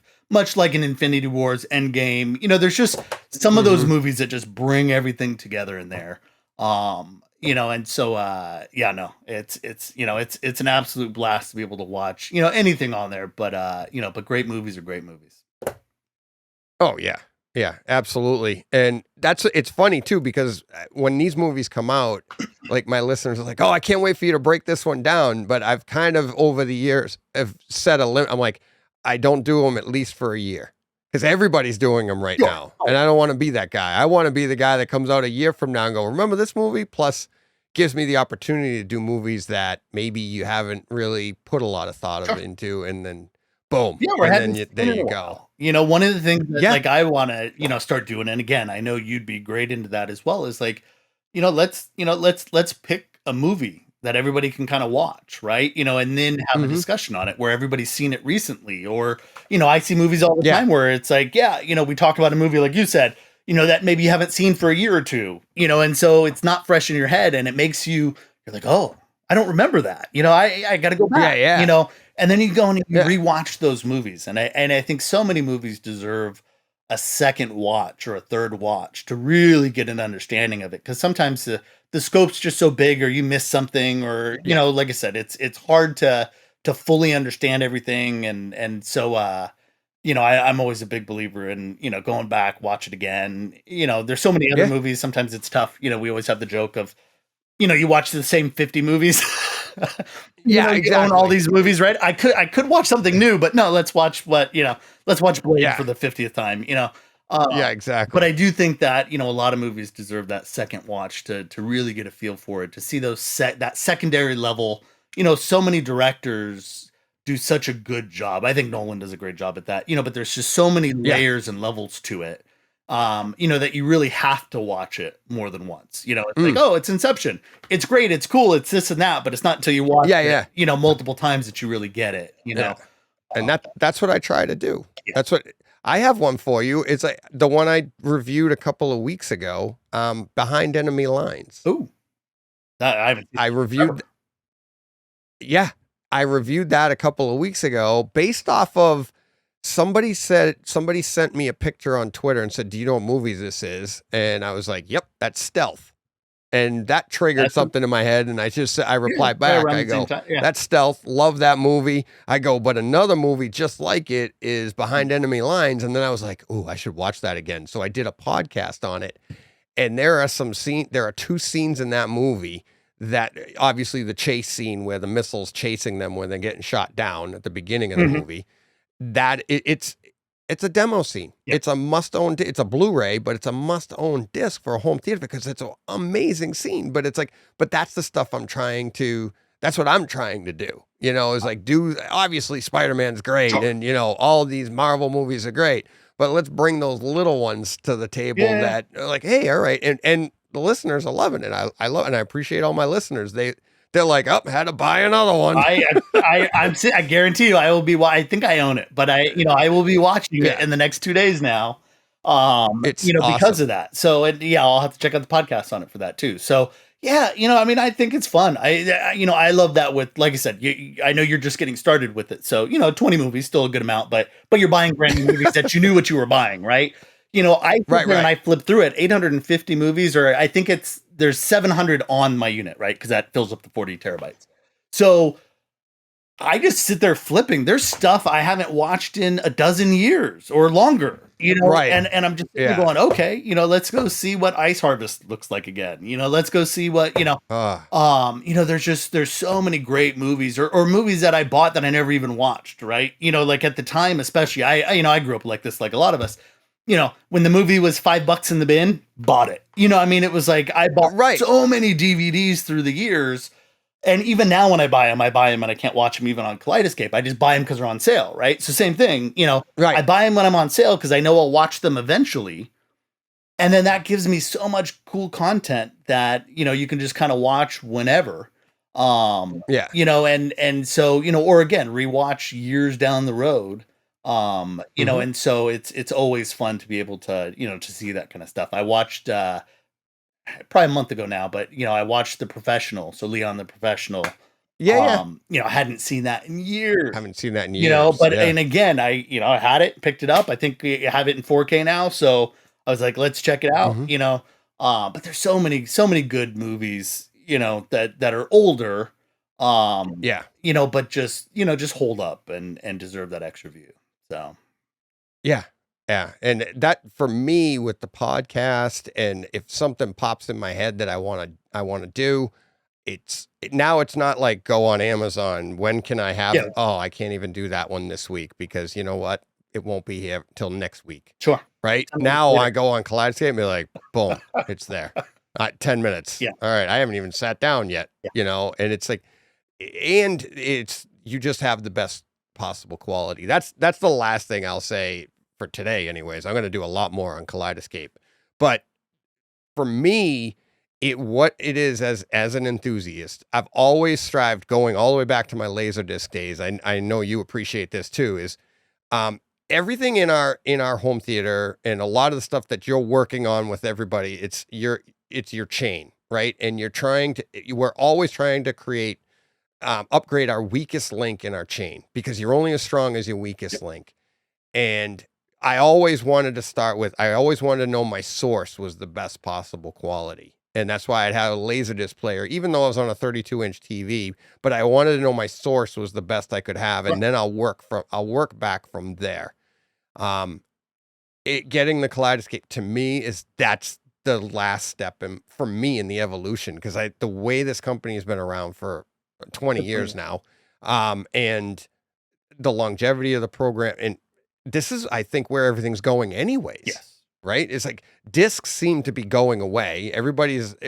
You go on Twitter and people are talking about, like, look at my Best Buy. They're not even here anymore. They're not even making them anymore. We're going towards streaming. Yes. So there's probably going to be some competition for Kaleidescape, but they're so good at doing it.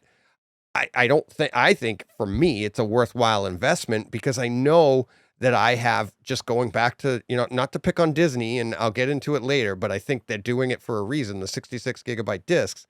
But I know I have the best possible quality. Yep. That's the best I can get. And if they don't have that actual best, like I said, in the DTSX, I still have the disc. Yeah. But it just gives me that best possible in my chain. And now I can work back from there. And honestly, in my first week with it, I'm noticing a difference, a clear difference in sound, especially in the Disney movies, and a noticeable difference in picture over disc. It's not a huge difference. You would never know if you went from one house to a next, right? Because picture, I think we all know, everybody has a 4K TV practically, so everybody puts all their eggs in that basket, and then they seem to be skimping on sound. Yes. That's how I notice it. I don't know about you. But Visual, I'm always a believer that, you say half, or I say more of the experience is the audio, right? And I used to do this demo. Me too. When I ran stores. Yep. So I would do this demo, and this is back in the day of like rear projection TVs, right? Mitsubishis. And so I'd set up, we had little home theaters in there. And so I'd sit somebody down and I'd say, okay, we're going to play this scene twice. And the first time I'm going to show it on the TV, right? So it's showing on, again, at that time, rear projection was bigger than your panels, but let's say it was 5-inch, right? That was kind of, that's what I started with. 65-inch rear projection Mitsubishi. Yep. Oh yeah. And so, you got a 65-inch Mits Diamond. I put it on there and I turned the audio off and I'm like, just watch this scene, right? And whatever it was at the time. And so, you're watching it and you're like, okay, I'm engaged in it. It's an action scene. It's always, this and that. And I go, okay, but there's no audio, right? So you're just kind of visually watching it. And then I go, okay, now we're going to, jump back to the beginning of the scene. And now we're going to turn off the TV, but we're going to turn on the audio. And I play the scene again. And now it's, everything's moving around. You didn't have Atmos at that time, but you still had a solid surround sound system. Yep. And so, and you hear all the stuff going around. And I'm like, obviously you need both because you don't always know exactly what's going on if you can't see it. But I go, how much better is this than what you'd be getting with no audio or like TV audio and this and that? Like, and that audio is so important to it. And I think the thing is, people are so visual that it's easy. I mean, this is why you walk into, a Best Buy or whatever, and you see the wall and all the screens are just pegged to the max brightness, right? Because brightness sells. And so, and that's what, they're not properly calibrated. They're not properly anything, right? It's just like, make it as bright as possible so that it attracts attention. And I think that's what people they start paying attention to, now for a lot of us, I've been collecting discs for 20 years. So, I mean, I get it, but, there's a lot of times where I'm still watching TV, or I'm watching something on Netflix and the pixelation is atrocious. You see a movie that's kind of sitting on there, so you just turn it on, right? And you're just sitting there going, oh, and that's the thing that people are dealing with. When we're talking about like, okay, it's a 4K disc that's, again, under 66 or on a 100 gig disc, but fine. It's reasonably one for one. Now it's about the convenience of having everything in one place, not having to collect the discs, not having to store the discs, not everything else. So there's always a story, but that's not, that's not the pitch into it. But so many people, because they want that easy to use, hey, we all want something that's easier. And so it's like, we're watching Netflix, or I was watching something on TV, or I'm watching this and that. And so it's natural to just like, you're flipping channels and a movie that you like shows up or something that you haven't seen in a while, but I'll watch it and I'm just sitting there going, oh, this just looks so bad. And in the past I would still watch it because I didn't want to have to go find the disc. Yeah. Now I literally, because it's just a change in my inputs, right? So now I literally just changed the input to Kaleidescape and I've got all my movies sitting right there. And in 1 minute, I'm literally now watching it and I jumped to the section that I wanted. Where you were, right. Oh my God. I just had that conversation yesterday with my buddy John, who watched a show and he owns the disc. He literally said, I'm like, oh, did you watch it in 4K? No, I just can't. I didn't want to get it. I didn't want to get it. I'm like, this is why because I told him he doesn't watch movies like I do, as many. But I'm like, I think you may up your movie game you're watching if you had a Kaleidescape because of that scenario. And I'm not trying to talk him into it. He's asking me questions about it, right? He's coming to me going, well, what do you think of this? What would I like? I'm like, look, I'm actually not trying to talk him out. I'm being honest with him. I'm like, it's a lot of money and you don't watch movies like I do. But then we started talking more and more and he's like, but I would have changed it. I go, there you go. I'm like, and he has a great living room system. He's getting a projector. He's doing all this. And I go, yeah, you're going to want to do that. You're going to want, I'm like, because he's, I don't want to say he's lazy, but he's a couch potato. He loves to just sit and surf. Yeah. And this is just going to give you the best possible quality while you sit and surf. I got a good buddy of mine that I met when I was working at Bowers and Wilkins. And so I actually met him through a friend of mine on a track day, right? Another thing that we could talk about another time on, cars and the rest. So, Yeah. but I met him on. I gotta start a car podcast. Well, you know what? I thought about. I want to do a few different things in there, right?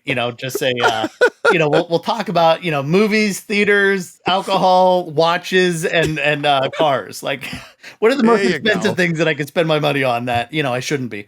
I have a box of watches. I like alcohol. Like, me and my son collect watches. It's so funny. There you go. And so I met this guy. He was building a house. Again, plenty of money. Not a concern. And so, so I met him when we were doing all the Bowers. So we're putting, Bowers and Wilkins speakers throughout, all Macintosh equipment, a beautiful, beautiful system, right? 85-inch panel with a drop down screen in front of it. So when he wants to, fully control the light room and everything else. Oh. But we're talking. So, at some point I moved over and I was over at Kaleidescape, and he goes, so what's the deal? Do I need this? Tell me what you think. And as we were talking through it, he doesn't buy movies. Now, he watches a lot of movies, but he watches them on demand, right? He's got a TiVo system. He's got and so he's watching them. And I'm like, yeah, but you're not getting great quality out of it. You're getting convenience, right? It's on demand. You buy whatever you want. It's, again, I get it. But I'm sitting there. So, when we started last year and Kaleidescape launched the rental program, I think that's still a great deal, right? So, you get people that aren't necessarily collectors. We're collectors, right? Where, we purchase a lot of movies. I want to own it so I can watch it whenever I want to. But for a lot of people, it's kind of like watch it, move on to the next movie. Or if I want to watch it again 3 years later, I'll rent it again. Exactly. $8 and $8 is not that much, within a 10-year span, right? And so in all reality, and sometimes I think I should probably be doing that a little bit more versus, buying every movie that I could possibly think of. Right. But as only having a 12, I'm thinking of utilizing that myself on if it's a $24 movie and you can rent it for, $7.95, $8. I'm like, oh, I'll rent it for $8, especially if it's a movie. I think, like you said, how many movies have I bought just to watch it that one time? Because I know the only way I can see this on disc is to buy the disc. Correct. Now I can rent it. Yep. It's in the best possible quality. Exactly right. And if you really like it, then they do within 30 days, you get like a half off credit, so again, there's still ways to make it less expensive if you do want to buy it. But, but when I was chatting with them, I'm like, just buy, again, you can now get away with the 6, terabyte, compact terror, right? Mm-hmm. Because I don't need that much space. I can hold, maybe 20, 30 movies that are my demo movies that I know I'm going to watch over and over again. But if I'm mainly renting, I can get away with that smaller size because it only takes 10 minutes to download the movie. So, I can watch it. And if I want to watch it again, I can do that. Or, again, if I run out of space, I can, kind of manage it a little bit more. But, I think it's great, even for those that are rental guys, that are watching on demand that, aren't buying a ton of movies.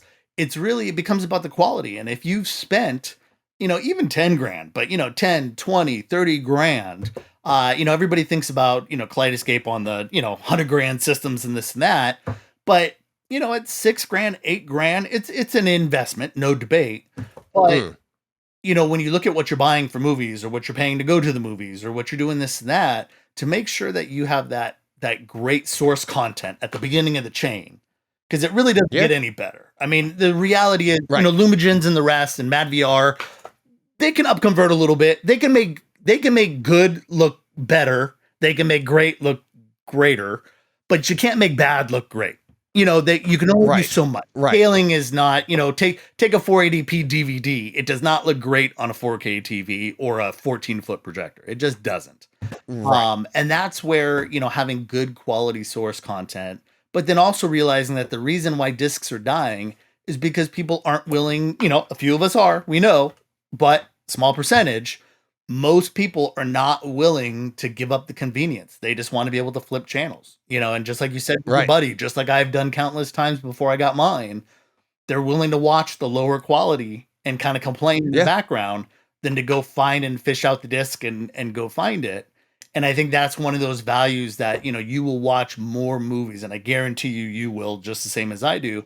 You will go through that back catalog of movies that you haven't even thought about, because it's just right there, and it's 10 o'clock at night. The other night it was, I forget what I watched afterwards, but it's like all double header the movies, because it's like you watch something and then it's like 10 o'clock, I'm still up and I can jump in, or just watch a couple scenes, or start halfway through the movie if you already know the story, or there's so many things that you can do with with a product like that. So I'm happy for you. Like I don't push anybody into it. Obviously, I don't work there directly. No. Now either way, but I just think being objective. If we're movie lovers, music lovers, the concerts on there are amazing. I mean, there's just so much cool content. It's just fun to be able to to check it all out. And if anybody has any questions, obviously DJ knows it because he's got product on there too now. But I've got my system. I'm always happy to chat with people, so anybody's always welcome to reach out to me, and and I'm always happy to answer those questions. Yeah, I actually bought like I said, I was watching The Expanse because Amazon bought the show from Sci-Fi. So the last 2 seasons are on Amazon. All of them are on Amazon, but the last 2 were produced by Amazon. Yeah. Right. But 1 through 4, they're on the Kaleidescape. I'd already started season 3. I bought it this morning and started rewatching it. And I'm like, holy, the sound is big. It's DTS Master Audio sound. Well, through the Kaleidescape, and it sounds so much better. And the picture is really nice. Yeah, it's an interesting thought, because so many of us, like when we think of Kaleidescape, or we just in general in this kind of stuff in our theaters, we think about movies, right? Not necessarily TV. But for a lot of these TV shows, they're done in surround. But again, you look at stuff now and it says it's Atmos, but but it's Dolby Digital Plus, right? And so it's always scaled back. And so there's a lot of TV that we've watched that you may like that, I always sit there and I go, $30 for a season. Like, it sounds like a lot, right? And I always go back and forth. Like, again, I'm buying movies like everybody else. And I'm like, like I'll spend $20 on a movie for 2 hours, no issue. Right. Better if I can get it for 10, but I'm happy to spend $20. But $30 for 13 hours. Yeah. That's a lot. And I'm sitting there going, and I've never listened to it because you never got it uncompressed and you never got it, so it does look better and it sounds better. And it's like you said, it's 13 hours or 21 hours or it's this or that. And I'm like, how do you not? You start watching these TV shows, and I know I started with that. I've got such a small percentage of, like I said, of my 850 pieces of content, almost all of that is movies. Maybe now it's 5% is TV shows. And as I continue to look at more and more stuff, I'm like, oh no, Sherlock. And as I'm watching, all these different shows, I'm like, yeah, why not own it? Where I own it on Kaleidescape and I can watch it. And it's easy to think, because I can watch it for free on HBO Max, right? And I'm never going to get rid of that HBO Max account. No, You know what I told my buddy? I go, your TV becomes your trailers. Yes. Yeah. That's all you do. You watch your TV. If you like the show, that was a trailer. Now I'm going to go to my Kaleidescape and I'm going to watch it for real. Yep. Watch a couple episodes and see. And, and I did that with, Game of Thrones, which I bought on disc. Because that was. I have it on disc as well. The Atmos 4K. Yep. Oof, and so I've got it on disc, and then obviously I can watch it on HBO. But no, I bought it again on Kaleidescape because it's it's worth it. You sit there and you watch it, and it looks dramatic. I mean, times over better than what you're going to see on HBO Max. But it's like but and it's just so much more convenient. And like I said, you just flip right over. And I started watching the dark what is it, episode 3 in the season 8 when they had the big war, the Dark Knight on, the Long Night or whatever it was. And so it just looks great. When you watch it on stuff like that and a properly calibrated system, and there's a lot of things, but when you watch it on that, you're just like, what's the problem? It's shadowed and it's detailed and it's, it's not just black. It's not just, right. It's like, oh, that's because you were watching it on your, $300, 65-inch, panel that you bought, in vivid mode. Yeah, in vivid mode. Right. With high contrast. So blacks are black and whites are white, and that's it. That's all you got. There's nothing in between. So yeah, no, it's always fun to watch those things again and really be able to pick out the details. And You know, and again, you know, disc is great. You know, like I said, I've got probably 750 plus movies on disc, and you know, still continue to buy a few, or you know, I bought the movies that I didn't buy on Kaleidescape to compare the two. You know, so I have that in. You know, some of the Bond series, and you know, and those, because again, they're on 66 gig discs, but they're 100 gigs or more in file size, so that I can play around with them, and there is a difference. You know, again, if we were just talking, you know, disc to whatever, I get that the quality isn't the main tipping point in there. It's the convenience. It's the, you know, I get my movies for me, 30 days earlier. It's, you know, but I mean, like, Yeah. But the point is, like, that disc quality is still good, right? You know, it's fantastic. They might be fairly even, depending on the movie, depending on this and that. And that's why, you know, Kaleidescape's always tried to not really compare. You know, they'll compare against streaming because it's night and day. They don't compare as much because it's tough to say which movie, right? You know, oh, well, you know, you told me this and it's dramatically better, but this movie didn't look worse, but it didn't look better. But then this one does. It didn't look dramatically better. You know, but it's like, but you got to add it all up, right? When you add it all up, it's a great piece. And there's just, you know, so much fun with it, you know, and it's just like anything else. I mean, I love all my, you know, my Apple TV, because I can, you know, I can throw my laptop up on the screen in a second. I mean, there's so much cool technology out there that wasn't out there, you know, so long ago, even 10 plus years ago. You know, I think you got to play around with all of it, you know, and I've got every streamer pretty much out there, and, you know, and I've got my disc players, and I've got my Kaleidescape, but if I'm watching a movie 9 times out of 10, it's always on a Kaleidescape. You know, once you have it, I think you see the value in it, you know, and that's the only thing I say. And, you know, as you talk about, you know, obviously as you're watching movies, I'm sure you'll be talking about Kaleidescape, and that's what you're going to be watching them on, at least most of the time. But, you know, the one thing I always tell people is, you know, everybody's got an opinion. Everybody's got a budget. I totally get that. I've always respected it. Like you said before, you own a Zapiti, you own a Plex, great. You're enjoying movies. That's the heart of what we do as enthusiasts. You know, but, you know, all I ever tell people is, you know, just look at it as one of those aspirational pieces, right? You know, you know, does everybody need a Trinov? Does everybody need a GTZ 380? Does everybody, you know, one, you don't always need it. Two, you can't always afford it. You know, I'm in that spot like all of us, right? You know, but it's one of those where it's like, you know, just look at it as, hey, somebody's probably buying this. The company is run by enthusiasts. It's run by people that love movies, that are working hard on doing it. You know, this is not, you know, Apple is making money, you know, it's you know, all these other companies that are making money, these are the big companies. Kaleidescape is not that big company. I get that it's more expensive, but this is not a company that's just, you know, raking in money, you know, cash over hand. It's, you know, this is a company that's built for enthusiasts, by enthusiasts. You know, and that's what you're buying into, you know, is, you know, that community that I feel like it's a club. I feel like it's a club, a community. They're like, they consider you a client, and it's like, they're looking, like, just in the week I've experienced, it's been like, what can we do to help you? And like I was saying to you before, one of the things I was blown away on their app page on my phone is like, the last page is like contacts, like here, feedback. And it's in a section for everything, like your hardware, your movies, anything else, or other. And it's like, I think there's like 6 different things. You might have written them, I don't know. But but you know what I mean? But it's like, and all I got to do is write my question, hit click, and it goes right to them. I haven't actually used it yet, but I'm like, but there's 800 numbers on like, hey, if you have a question, just do.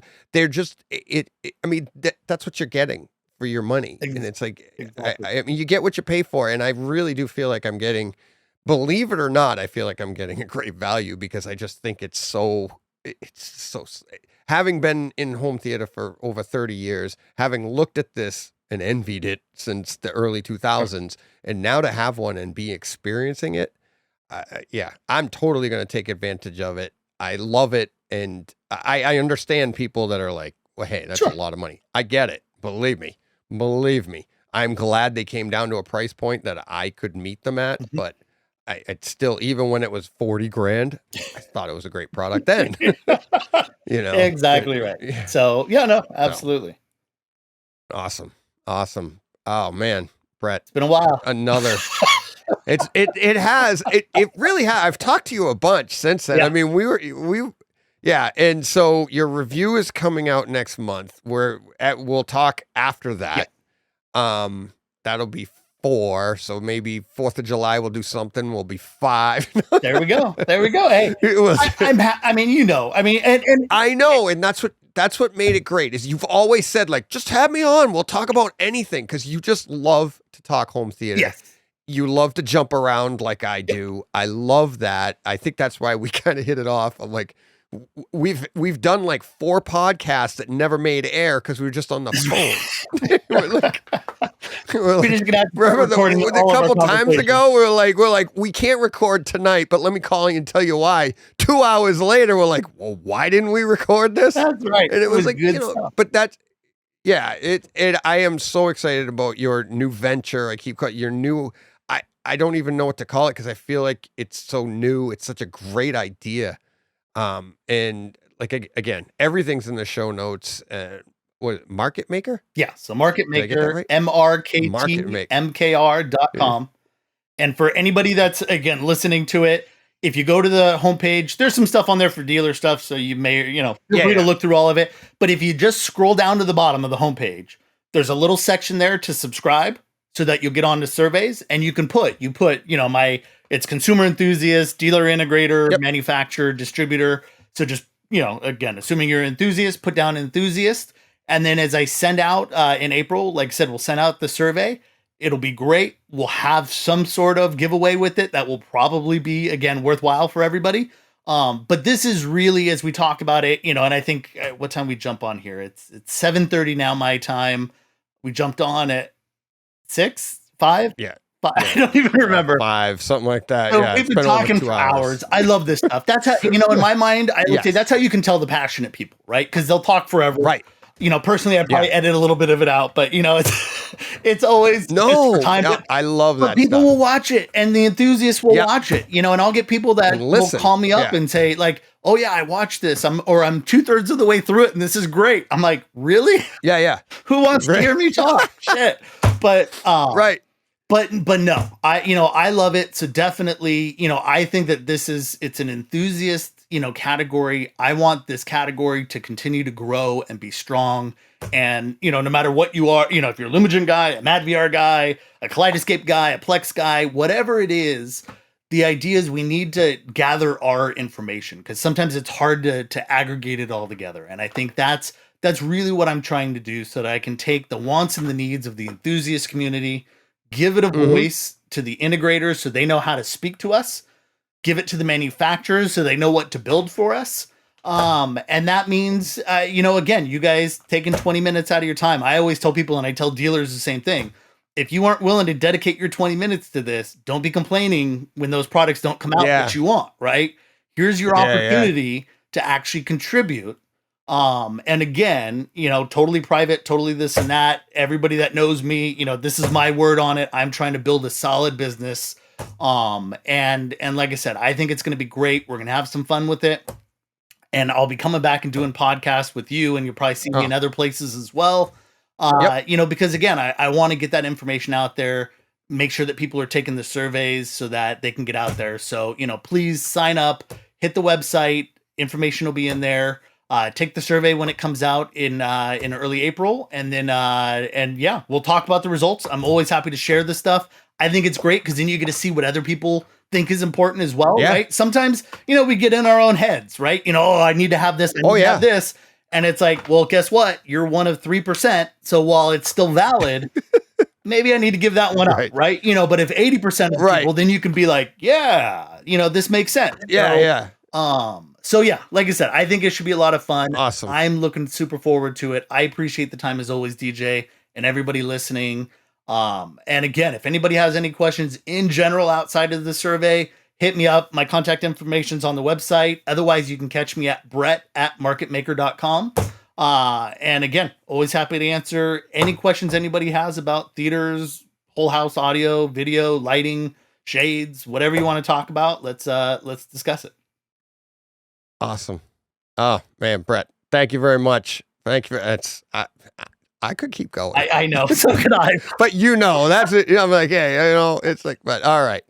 Thank you very much. We will talk again very soon. And congratulations on everything, really. Thank you. Congratulations. I'm really happy for you. Very excited for you, too. So Thank you, DJ. thank you very much. Have a great night. Like I said earlier, isn't that a great idea? I'm very excited for him. As you could tell when I was sitting there talking to him, watching it again, it was so much fun to talk to him. He is so passionate about this hobby, like all of us. If you're watching or listening to this podcast, clearly you're passionate as well. So definitely check out everything, all of it. Market Maker, it's all in the show notes. You can reach him directly. He is not shy, loves to talk to people. He's in the forums all the time. But please, I can't wait for this to get going. I can't wait for him to come back with his survey information. Please participate in that survey when it comes up. I'll have information as that's coming out. But yeah, I'm not even going to give my information this week. I want you to check this out. I want you to contact Brett. Let's get this thing going, get it off right, because I really think it's going to benefit us. I really, really do. Very excited for it. So thank you for watching. Thank you for listening. Comment. We'll talk about it next week in Takeover Tuesday. Got another great guest coming up for next week. But yeah, thank you everybody for watching. Thank you for listening. And I'm going to go push play, so I think you should go push.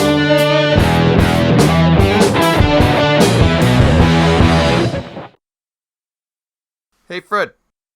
This has been a Hey Fred production, with theme music by Jeff Bernhardt and Throne Vault Productions.